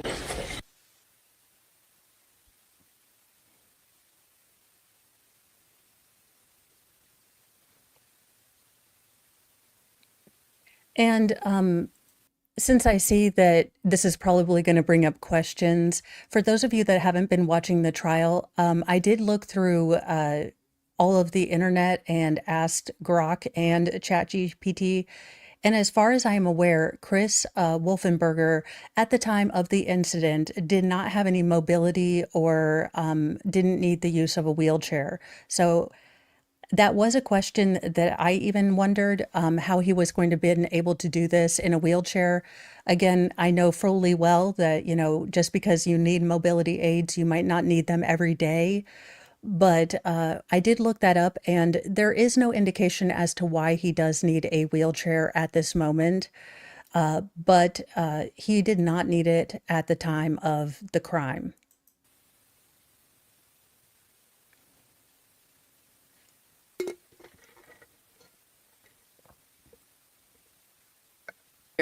First, I want to apologize for all the throat clearing. I picked up a case of the sniffles at my house over the weekend. So, but there were two objections where the parties approached, and I just want to make a quick record of that. Number one, excuse me, Mr. Fassett, on behalf of the state, objected regarding a line of questioning about Mr. Patton's crimes. And Mr. Fassett's objection was based on the court's prior in limine ruling. I communicated to the parties at the bench that to the extent that the questioning was limited to matters about which Ms. Patton had direct knowledge and involvement, that was, I thought was relevant and not overly prejudicial, but that we were going to stay away from sort of gratuitous discussion of the specific details of the alleged crimes as they were committed by Mr. I like Patton. her. And Do we have other trials that she's done? Because I really do like her style. I think she's very thoughtful. And I'm trying to find other cases that have judges that don't make me want to poke my eye out with a pencil. So if you guys know of any other trials that she's covered that you guys would like to do, a retro react or something like that too, that would be great. I will say while we take a quick break, tomorrow a video is going to drop about the Paul Carancino case. I did a little bit of a deeper dive on a longer article. I'm going to start dropping some more of those on either documentaries or Red Rummers who are of a serial nature as articles come out. So those will be like 30-minute, 20-minute long videos. And if I can find related trials to those things, I will be doing that. But the Paul Carancino case is a trial that is going to be coming up this year. Now, this week, after we get done with the Wolfenbarger case, I do intend to watch the pretrial hearings for that. So we'll be kind of getting in on the ground floor on that trial. But the video will drop tomorrow, I think around 10 a.m. So that is another case of holy what the hell. So we will have no dearth of these kind of trials. Oh, Factual Eye says she has her own YouTube channel, but I think she only covers civil law there. And Annie said, I read in Baker's chat, have an accident while climbing after a disappearance on findings of, oh, okay. Oh, he had an accident while climbing. All right. Well, thank you so much, Annie. And yeah, if you guys know things in the chat, like I said, as per usual and general Mo fashion, I kind of just hopped on this trial after Baker said this is all 12 shades of crazy and didn't really know what I was getting into. So in true Mo fashion, I kind of came in blind and then I was like, do what? So let's buckle in and get back into this. That was the nature of that discussion at the bench. And then additionally, there was an objection regarding the relevance of a person whose name I can't remember, but his presence in the house, who is an alleged child molester or had committed an act of molestation against Melissa. I also overruled that one from the state in terms of its relevance. Any other record you want to make on those issues, Mr. Fawcett, on behalf of the state? No, Your Honor. Mr. McDermott? No, Your Honor. Okay. I would just like to revisit one issue, Mr. McDermott, and it's that I did sustain one objection we didn't approach, but there was an objection regarding the baby that was found in the house. And I believe my pretrial ruling was that we weren't going to go into any prosecution of Tyna Patton. And your question, although I did say that the fact of that occurrence I thought was relevant, and your question was either a compound question or two questions in a row, but the second question, which I sustained the objection, was regarding whether or not Tyna Patton was prosecuted for that. So just a reminder that my recollection, and if the transcript doesn't bear that out, then I will be corrected. But my recollection of the nature of my ruling was that whether she was prosecuted for it or not was not really relevant to the issue and that we weren't going to go into that. Thank you, Your Honor. Anything else that the parties want the court to address before we adjourn for lunch? No, Your Honor. No, Your Honor. Okay, we are adjourned for lunch. I'll see you at 2. All righty. Who do we have next? What is going to test the bounds of Mo's sanity and ability to not curse?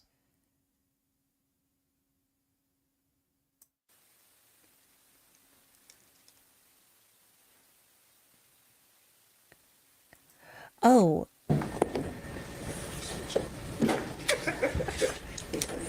Awesome sauce.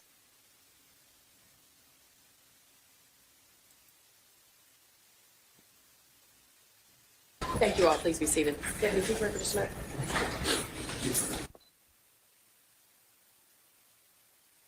Dixon? Thank you.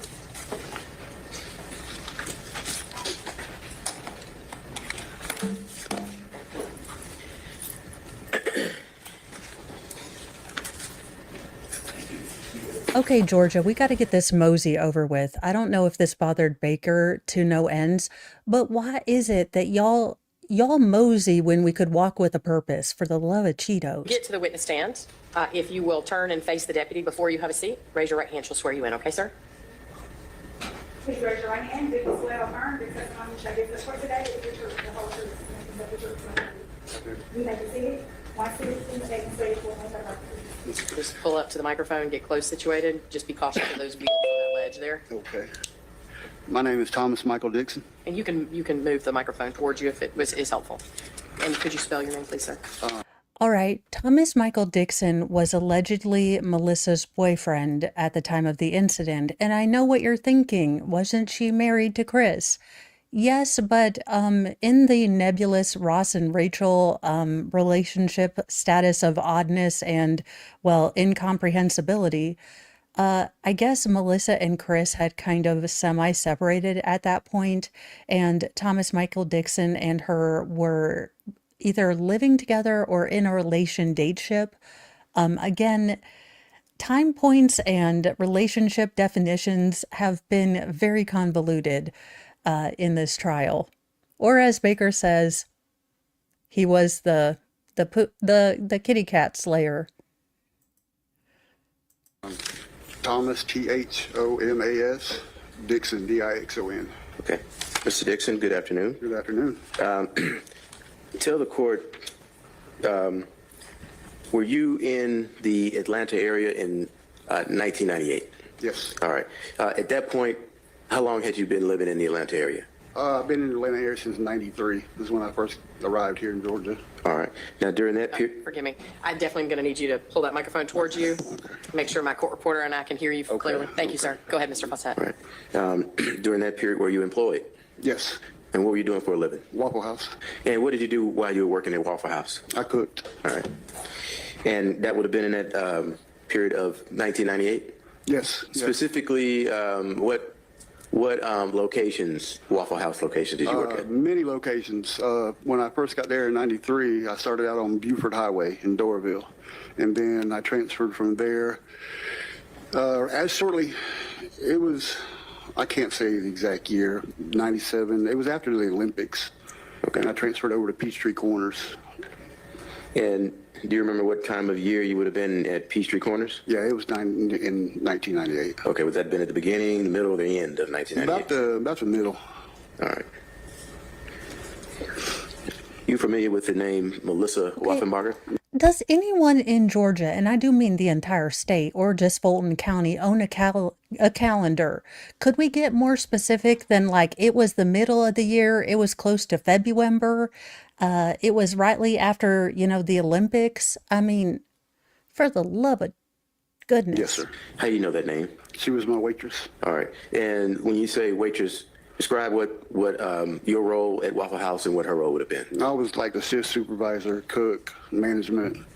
At that time, earlier in my career, I was just mostly a cook and just a shift supervisor. Okay. And what types of, when you say you were a supervisor, what types of responsibilities would a supervisor have in relationship to, say, a waitress, as Melissa Wolfenbarger would have been employed in? It's a team effort. When we work together, we help each other out, support each other on the floor, take care of customers.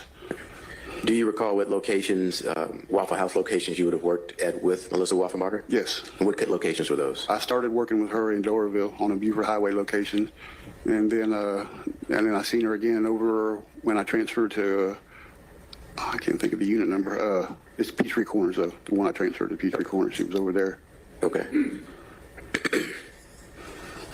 How would you describe your relationship with Melissa Wolfenbarger? She was my friend. She was one of my really close friends. The girls that I work with it's kind of like a family thing at Waffle House. We establish a close relationship when we work with each other.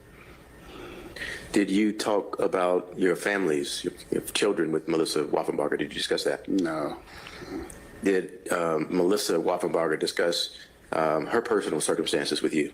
She usually did it to another waitress. She usually talked to another waitress that was one of our friends. Her name was Elizabeth, and her name was Elizabeth. Uh-huh. And Elizabeth would come back and tell me, me back at that time I was. Sustained. Well, I didn't get that he was going to repeat an out-of-court statement. Now, Mr. Dixon, we want to try to avoid repeating anything that someone else said out of court. Okay. But I do want to keep you on that period at Waffle House in '98. When you started working with Melissa at, I believe you said it was the Doraville location? Yes. Around what time of year would that have been? About the middle of the year, I'd say.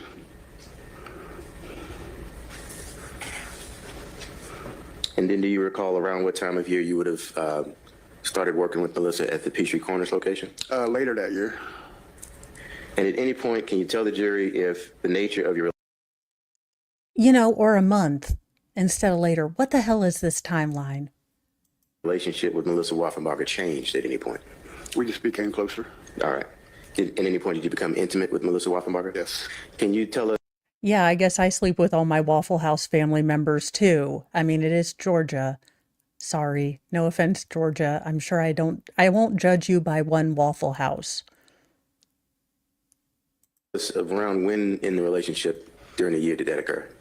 In the year, probably around toward the later fall. Okay. And when you say intimate, did Melissa ever spend any time at any location that you may have been staying at during that period? Yes. What do you mean by that? Yeah, she, when I first met her, it was her birthday, and I took her out for her birthday dinner across the street from where we worked at in Doraville to a Chinese restaurant. And we had too much to drink, and we went and got a hotel room behind the Waffle House that night. And And they said chivalry is dead. I mean, he got her an egg roll and he got his egg rolled.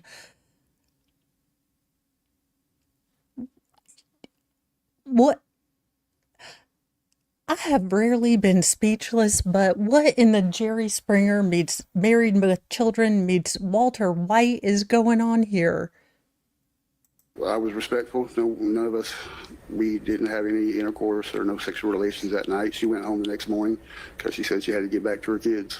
And we continued to work. You know, she came in, I went home, she went home, and we came back to work at 2:30 in the afternoon. We worked the afternoon shift. All right. At any point, did you come to learn that Melissa was married? Yes. How did you learn that?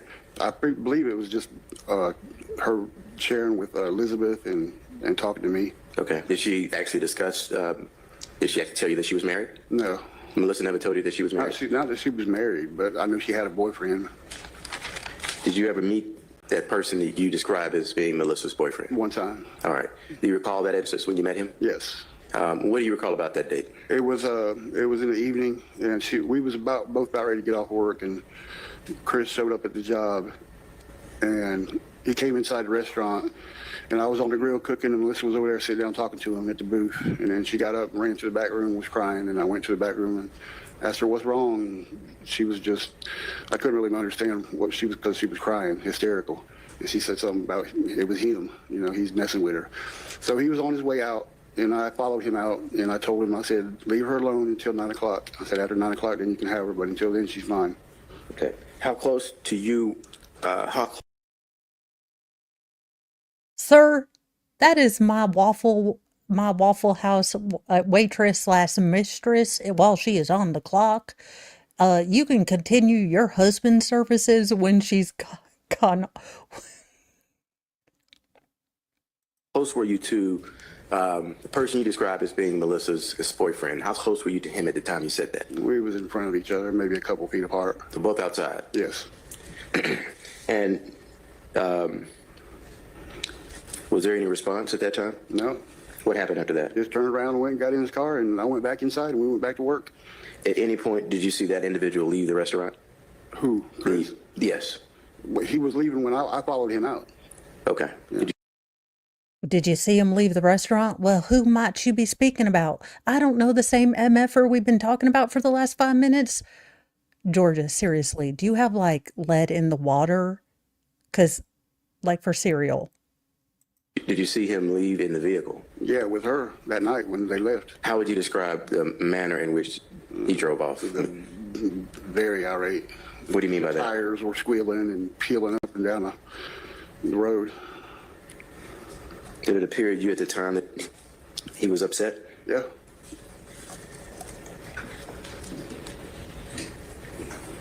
Now, at that point, had you and Melissa become intimate? Yes. All right. And when did that occur? I don't know exactly when. It was. And Zach says, do y'all know Michael Dixon has transitioned and now they call him Michaela Dixoff? Well, there you go, Zach. I like it. And thank you so much for your support. What? Georgia, that's it. I'm only exclusively doing Georgia cases from now on. If this is the level of crazy, only Georgia cases from now on. She stayed with me for about 4 or 5 days during that week because, let's see, I had came to work one day, and we always go back out back and smoke cigarettes, and we would be drinking beer or something at work, and we would talk, and she would tell me, you know. How dare you besmirch the good Waffle House name? I doubt that any Waffle House cook, waitress, and or manager would ever be inebriated or high or gummied while working. To work at Waffle House is a sacred duty. How dare you besmirch the good name of Waffle House? About an abusive relationship she was in. Okay. If I can get you to just speak up so I can make sure I'm hearing everything that you're saying. Could you repeat that? Yeah, she would talk to me about her abusive relationship with Chris. Okay. And you say abusive, but when you describe it as abusive, what exactly did she say to give you the impression she was describing abuse? I mean, she wouldn't really exactly describe the details, but I could see it. It was visible on her body. And what do you mean by that? The marks, the scratches, the bruises. Okay. You saw signs of what appeared to be abuse. Yeah. And where on her body would you see that? On her arms, I see one on her cheekbone. And besides the individual that you're referring to, did you know any of Melissa's family, sister? Did you know any family members? No. Mm-mm. And when you and Melissa had become intimate, was there any point when you had unprotected sex with Melissa Wolfenbarger? Yes. Why not? And would that have been towards that end period you've been testifying to in 1998? Yes. And how soon after, say, you became intimate, the last point when you were intimate with Melissa Wolfenbarger was the last time you actually saw her? Maybe a day or two later. Okay. Is when we went to work, and that's when Chris came up there to the job, and she said she had to go home. She mentioned something about her kids. Okay. And at that point, did you have the knowledge that she had children? I always see. She talked about her kids. Yeah. And then how would she, when she would talk about her children, how would she speak about them? Very briefly. I mean, it wasn't really a topic. You know, she said she had kids and she missed them. She said that a few times while we was together.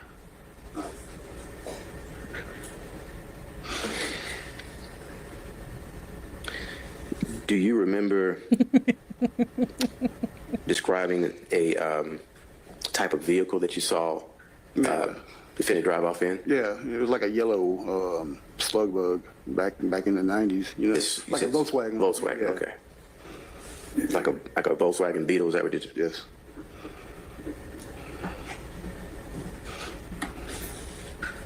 One moment, Judge. Okay. I don't know.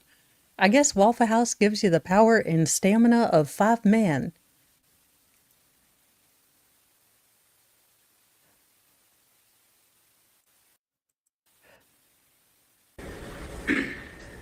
Mr. Dixon, do you recall giving a statement to law enforcement, the detectives in this case? Yeah, back in 2003. Okay, back in 2003. Yeah. All right. Do you recall a time frame that you were able to give the detectives as to the last date, the last month that you saw Melissa Wolfenbarger? I believe I told them the same thing that I Okay. told you. You recall what was that date that you saw Melissa Wolfenbarger, the actual month itself? Oh, I don't know. Okay. If you were to see a copy of some of your report. Mr. Fayette, you know that no one in the state of Georgia owns a calendar or has ever had access to one. Why are you asking this man about time? Would that assist in refreshing your recollection? Most likely would.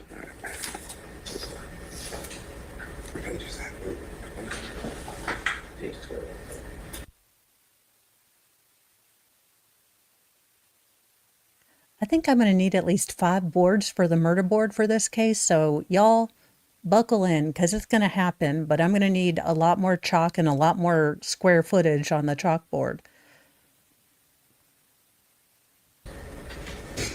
Starting right here where it's starting right there. Just read it to yourself.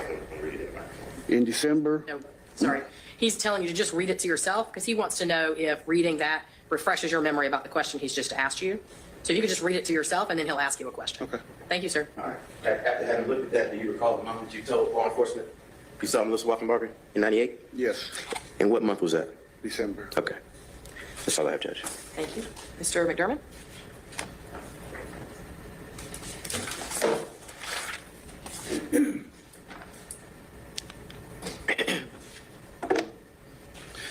Mr. Dixon, you and I have never had the opportunity of speaking together before. Okay. Mr. Dixon, if you would, I think you were nodding your head. Did you mean yes? Oh, yeah, yes. Okay. If you'll just try and give an out loud yes or no. Okay. Thank you, sir. I'm sorry. Bless his heart. So you just mentioned that the first time you kind of began to get intimate with Melissa was on her birthday. Is that correct? Well, no, nothing happened that night. Okay. No. You But I liked her. We liked each other. You know, we was growing closer. Didn't you share a room that night? Yes. Okay. Yes, nothing ever happened though. Sure, Jan. Sure. And at the time you lived with a woman named Deborah, is that correct? Yes. Yes, I was living with Deborah. Yeah. And she had an ex-husband that she lived with? John. And you rented a room from them? Yes. What in the name of Dallas, Peyton Place, and freaking Love Island is going on here? This is like the hillbilly Riviera. We got more cheating and hooking up and fornicating than the than a brothel in France. What is going on? And you were also having an affair with Deborah also, is that correct? Yes. And when Deborah found out you were having an affair with Melissa, that kind of a trouble happened at Waffle House, right? Yeah. And did they Oh, hell no. Do we have video evidence of the two side pieces getting into a fight? Because at this point, that's all this trial needs. Wasn't it Team World Star? did the manager require one of y'all to leave or to come up with some settlement of that? No. Okay.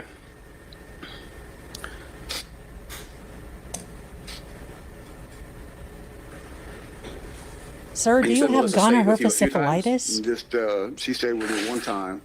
And I wasn't living with Deborah at that time. I was over in Liberty Heights after I moved out of Deborah's house. Okay. You got a new place of your own? Yes. Were you renting a room there too, or did you have your own place? Okay. But you had a little more freedom. Yes. I mean, that's the key in life. Find a girlfriend that's okay with you cheating, I guess. But okay with you cheating, but will let you keep your stuff at her place. True romance right here. Y'all, this is a Hallmark after school special. Don't. Do not do this. If this were a highlights magazine, the entire state of Georgia at this point would be goofus and the rest of us would be gallant. So don't be a goofus. Try to keep your cheating at Waffle House limited to one waitress at one location.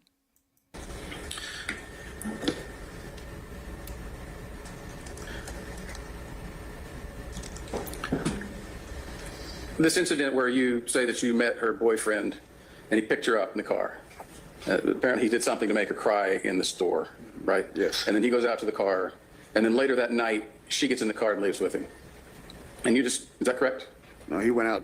As he was going to the car, is when I came out behind him. But later that night she got in that car When she was off, yes. when she got off after 9 o'clock. Yes. And you described that car as a yellow Volkswagen. Yeah. And are you aware that Christopher never owned a yellow Volkswagen? No. And you said he peeled out down the road? Mm-hmm. The phrase you used, I think, was he was squalling up and down the road? Yeah. Have you ever tried to squall out in a Volkswagen Beetle? No. No, that's much more something you would do in a Kia Soul or a Geo Metro, as you would.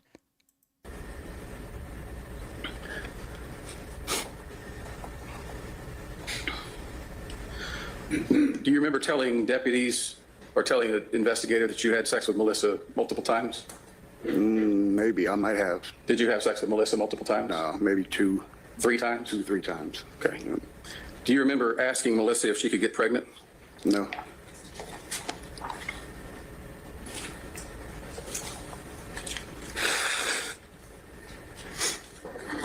If I showed you a transcript of your interview with Detective Calhoun in 2003, would that maybe refresh your memory? Probably yes. And I apologize for the fine print. Read this here. Oh. Interesting.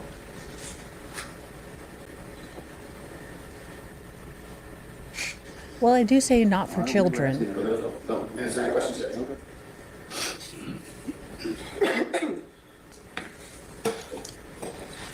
You did ask her if she could get pregnant, and she told you no. Isn't that correct? I don't remember. Okay. I don't think I did. Because pull and pray method always works.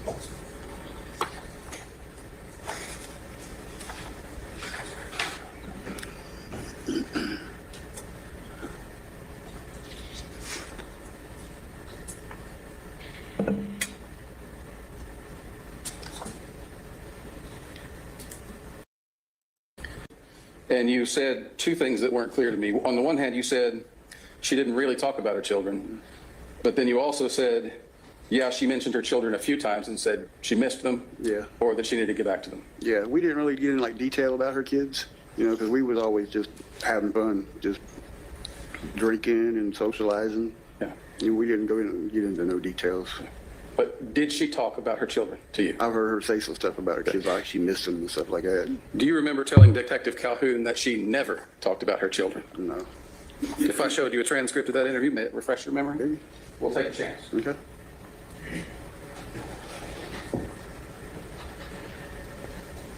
Hold on, I'm sorry. That's his question.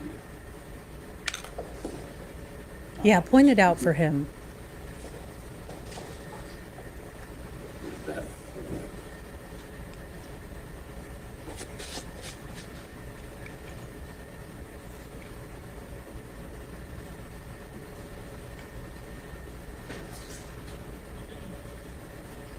Yeah. I don't know what that is. That up there? Never mentioned any parents. Hey, forgive me, but don't read it out loud, please. Thank you. I mean, I don't. To be clear, that was his question to you. Oh, So when Detective Calhoun asked you if she ever talked about her family or her parents or anybody to you, you told him that she didn't talk about her mom, dad, brothers, sisters, nothing. She never even talked about her kids.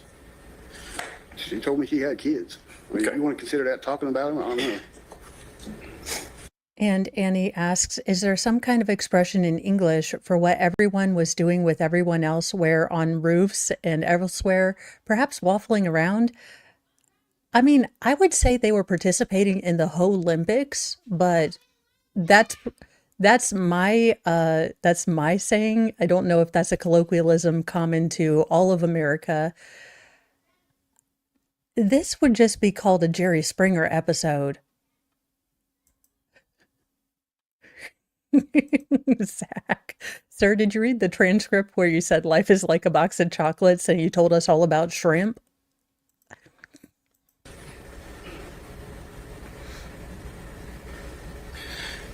You say that Melissa was close to you and that she disclosed these details, or you didn't say that she disclosed these. Do you remember talking to these people, Mr. Fawcett and a couple of investigators, maybe a few weeks ago? Do you remember that? Where at my residence? In Rome, yes. Yes. Okay. So they came out and interviewed you freshly regarding the details of what happened back then? Yes. And do you remember them telling you something about her telling you about instances of abuse? We didn't go over what was discussed in the 2003 interview. And no, like ho, like HEO, like loose woman, and then instead of Olympics, I call it the Ho-Olympics. Or hodacity. I think hodacity might be a noun, but again, or at least an adjective or a descriptive. That being said, those are both Moisms. Yeah, you know how to... Look, I'm dyslexic and I can't spell on good days, let alone bad days, which is kind of counterproductive when you think I write a bunch of notes. But seeing as how I am unaware that I'm not spelling words correctly, I am able to translate my own, well, autocorrect malfunctions. There we go. Thank you, chat, for correcting my anti-spelling. Apologize, sir, but if you could lean forward, you are really quiet. I'm sorry. That's okay. My question is, do you remember telling them at that time about an instance that Melissa told you about abuse? I mean, she mentioned stuff about being, abused. So you just testified here this morning that she did not tell you about instances of abuse, but that you only saw marks on her body. I seen marks on her body, and I heard from her, that he was abusive.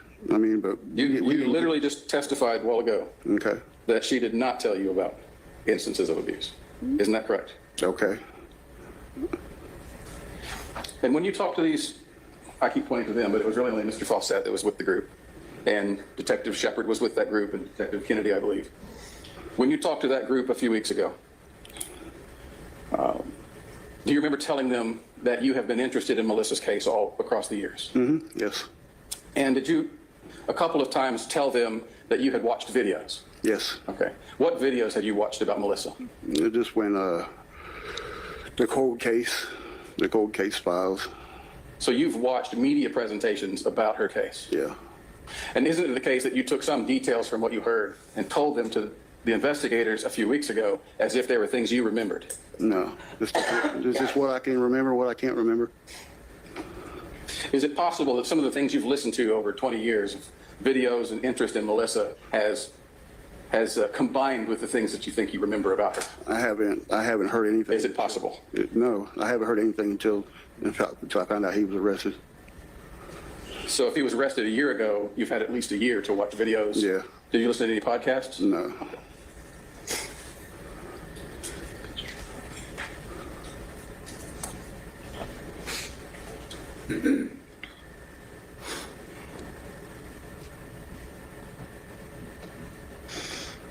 You testified just a few minutes ago that when Melissa decided to leave at one point, she told you she had to go home because she missed her kids or something about her kids. Yeah. But again, you told Detective Calhoun back in the days, which was much closer. And then this is what Melissa looks like for those of you who haven't been a part of this trial for a very long time. Melissa was not very old when she disappeared. And regardless of any troubles or chaos she had in her life, no one deserves to lose their life in the way that Melissa did. And no one deserves to, again, regardless of what her relationship might have been currently at the time with her children, there's possibilities that it could have changed, or she could have possibly gotten a less chaotic life. So that is what Melissa looked like. She did go and get some glamour shots taken with, I think, her mother. And those were kind of the last really professional or kind of current pictures that they had. And she was an incredibly beautiful young lady. And I wish she had time to maybe, get less chaos in her life and maybe become the person she was without all the drama, but it didn't happen for her. And that's why we're here. And unfortunately, because Georgia decided to bring this crap spackle case, regardless of, even if Chris went out and shouted from the court steps now, he's been adjudicated not guilty. And because he's been adjudicated not guilty, but because they also brought charges against him, let's say another person confesses right now. Again, all the reasonable doubt you need as a defense attorney is the fact that the state of Georgia brought Chris up on charges. So they didn't wait till they had a really good case. They just decided to go with whatever the hell they tried to throw against the wall like spaghetti. That you said she never talked about her kids. If I did, I did. And would you agree with me that the interview you gave Detective Calhoun in 2003 was much closer to the events than today? Yes.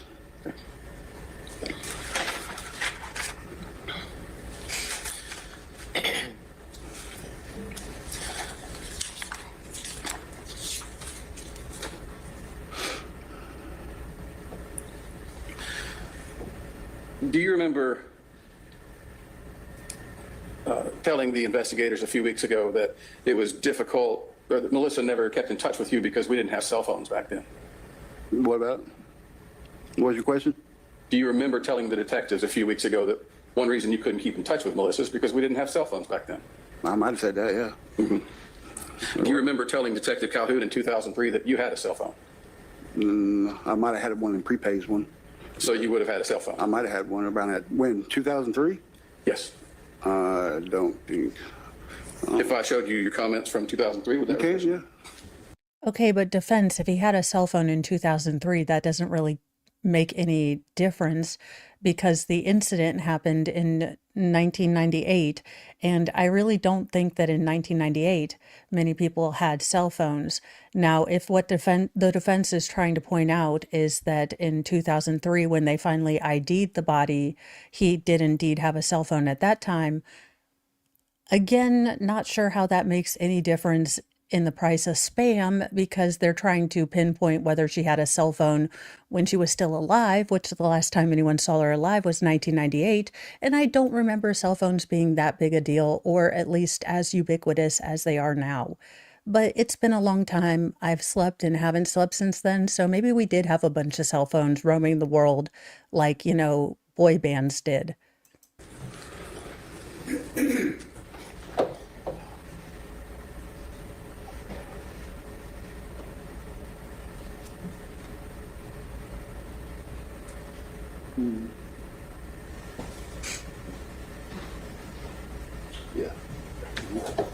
you do remember telling Detective Calhoun in 2003 that you had a cell phone. That ain't got nothing to do with 2003. Do what now? This interview was given in 2003. What was that? What was that I was reading about? Hang on, sir. I don't want you to state the substance of what you read, but you can ask him for clarification. You're asking about what you were reading? Yeah. I believe you were describing an incident in which you had gotten into some altercation with some other boys. Right. And what year did that happen? Yeah, that was around 2000. Okay. And thank you, Spinster.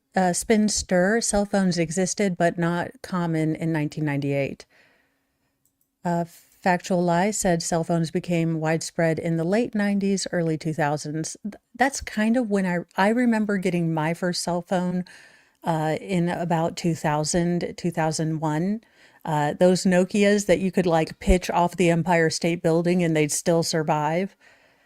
I mean, come on, them you could basically chuck that out a window and it would still work. Believe me, because they started selling those flip ones and I really, really wanted one. But my mom's like, well, when your Nokia breaks, you can get a new one. That thing would not break.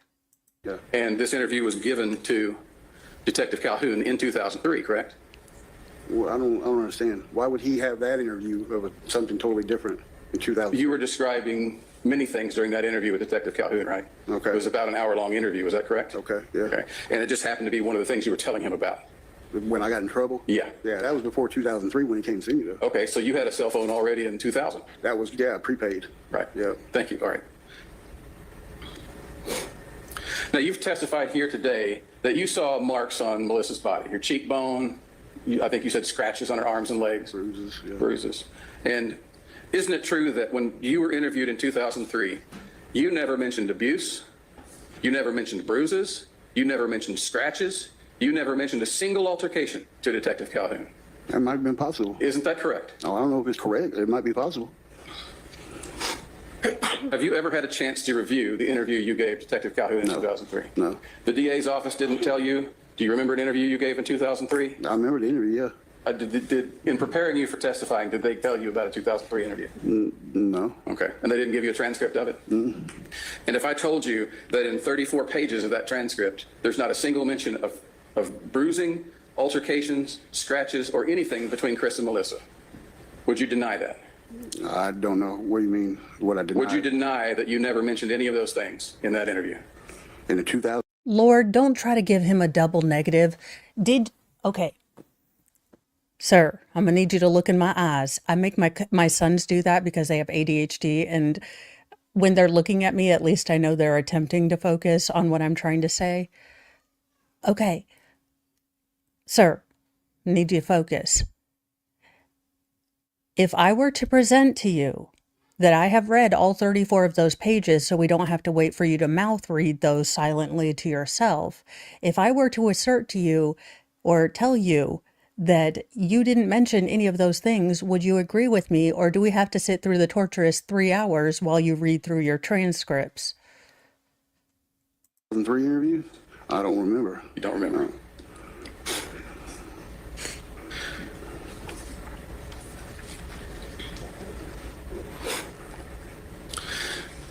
Do you remember telling the investigators a few weeks ago that you and Melissa regularly worked together? Yes. Okay.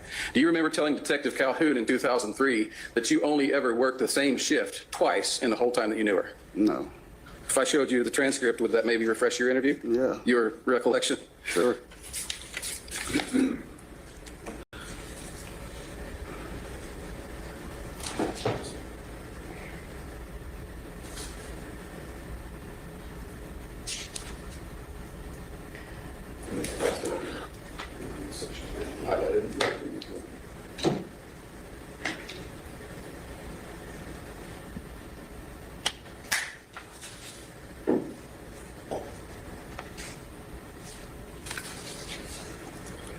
Well, JKD Buck, that is what the defense is presenting, that in 2003, when Melissa's remains were identified, and he was interviewed because he did have a somewhat romantic, if not casual, relationship with Melissa. When he was talking to detectives at that time, he stated that they'd really only worked together for 2 shifts. Now, while he was on the stand today, he's talked about kind of seeing her in Dortsville, and working with her in sometimes in Peachtree, but he basically stated on the stand today that they were frequently together and working. I mean, who doesn't? JKD Buck. Who doesn't?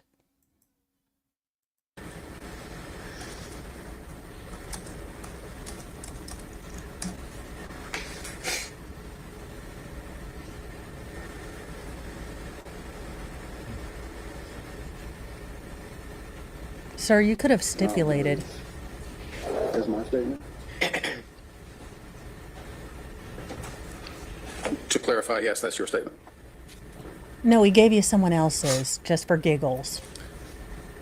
You don't remember then telling Calhoun that I don't know who worked with her because we didn't work the same shift. I worked with her one day. Matter of fact, it's 2 days. No, I don't remember saying that. Okay. We have another case of defensus rememberus natas. Just a moment, Your Honor, please. Sure.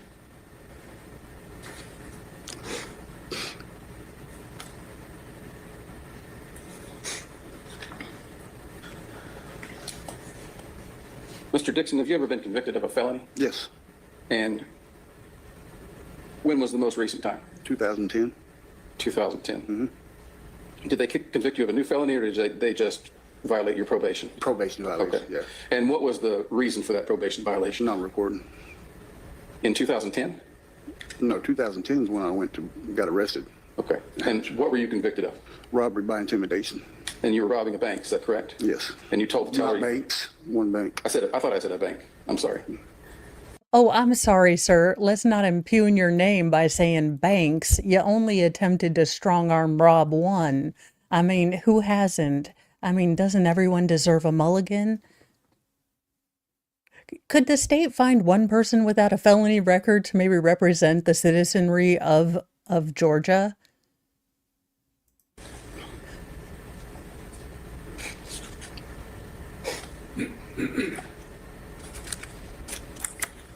And how much time did you serve? 10 years. 10 years. And you got out in 2020, is that correct? Yes. Okay. No further questions at this time, Your Honor. Thank you. Mr. Fawcett?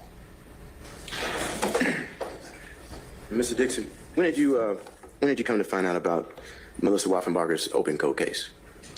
When he came and talked to me in 2003, but then I didn't hear nothing else until 2010 when I went to prison. Okay. Did you ever see a card or image? Yes. With Melissa Wolfenbarger's Yes. When image on it? I went to jail in 2010, I haven't heard anything since 2003. The interview with the detective, and then I went to jail in Fulton County in 2010, and I was playing cards, and her picture was on a playing card. It was a cold case files. Okay. Prior to that, did you have any knowledge of that there was an actual open case pending? No, I didn't. I moved on, forgot. Now, in addition to the abrasions that you've testified that you observed, did Melissa ever describe did she ever describe verbally with any type of detail what the defendant had done to her? I heard one time that she was pulled by her hair up and down the sidewalk. Okay. And who exactly are you referring to, and who was pulled by the hair? Melissa. And to the best of your recollection, who is it that's being described as the person who's responsible for that? Christopher. And is that information that you would have received from Melissa Wolfenbarger during that 1998 period? Yeah.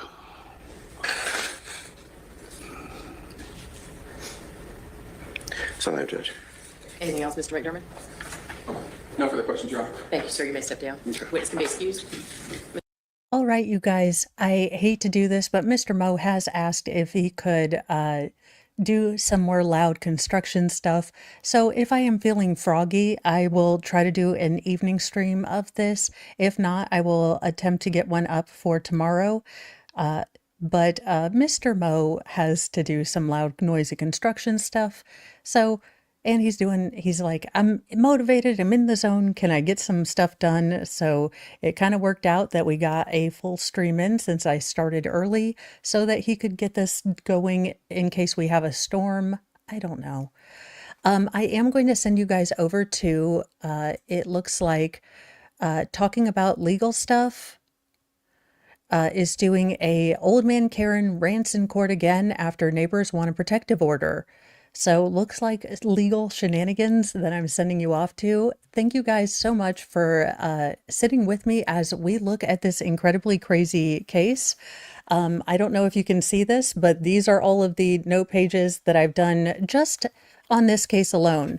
Now it's a bit deceiving because this notebook actually doesn't have it lined on both sides, because who does that? That being said, y'all, honestly, I think I'm gonna need an adult beverage after just this testimony. What in the state of Georgia craziness is going on here? We will pick this up tomorrow, and then hopefully I'll start making sense of something, or I'll just start giggling and snorting.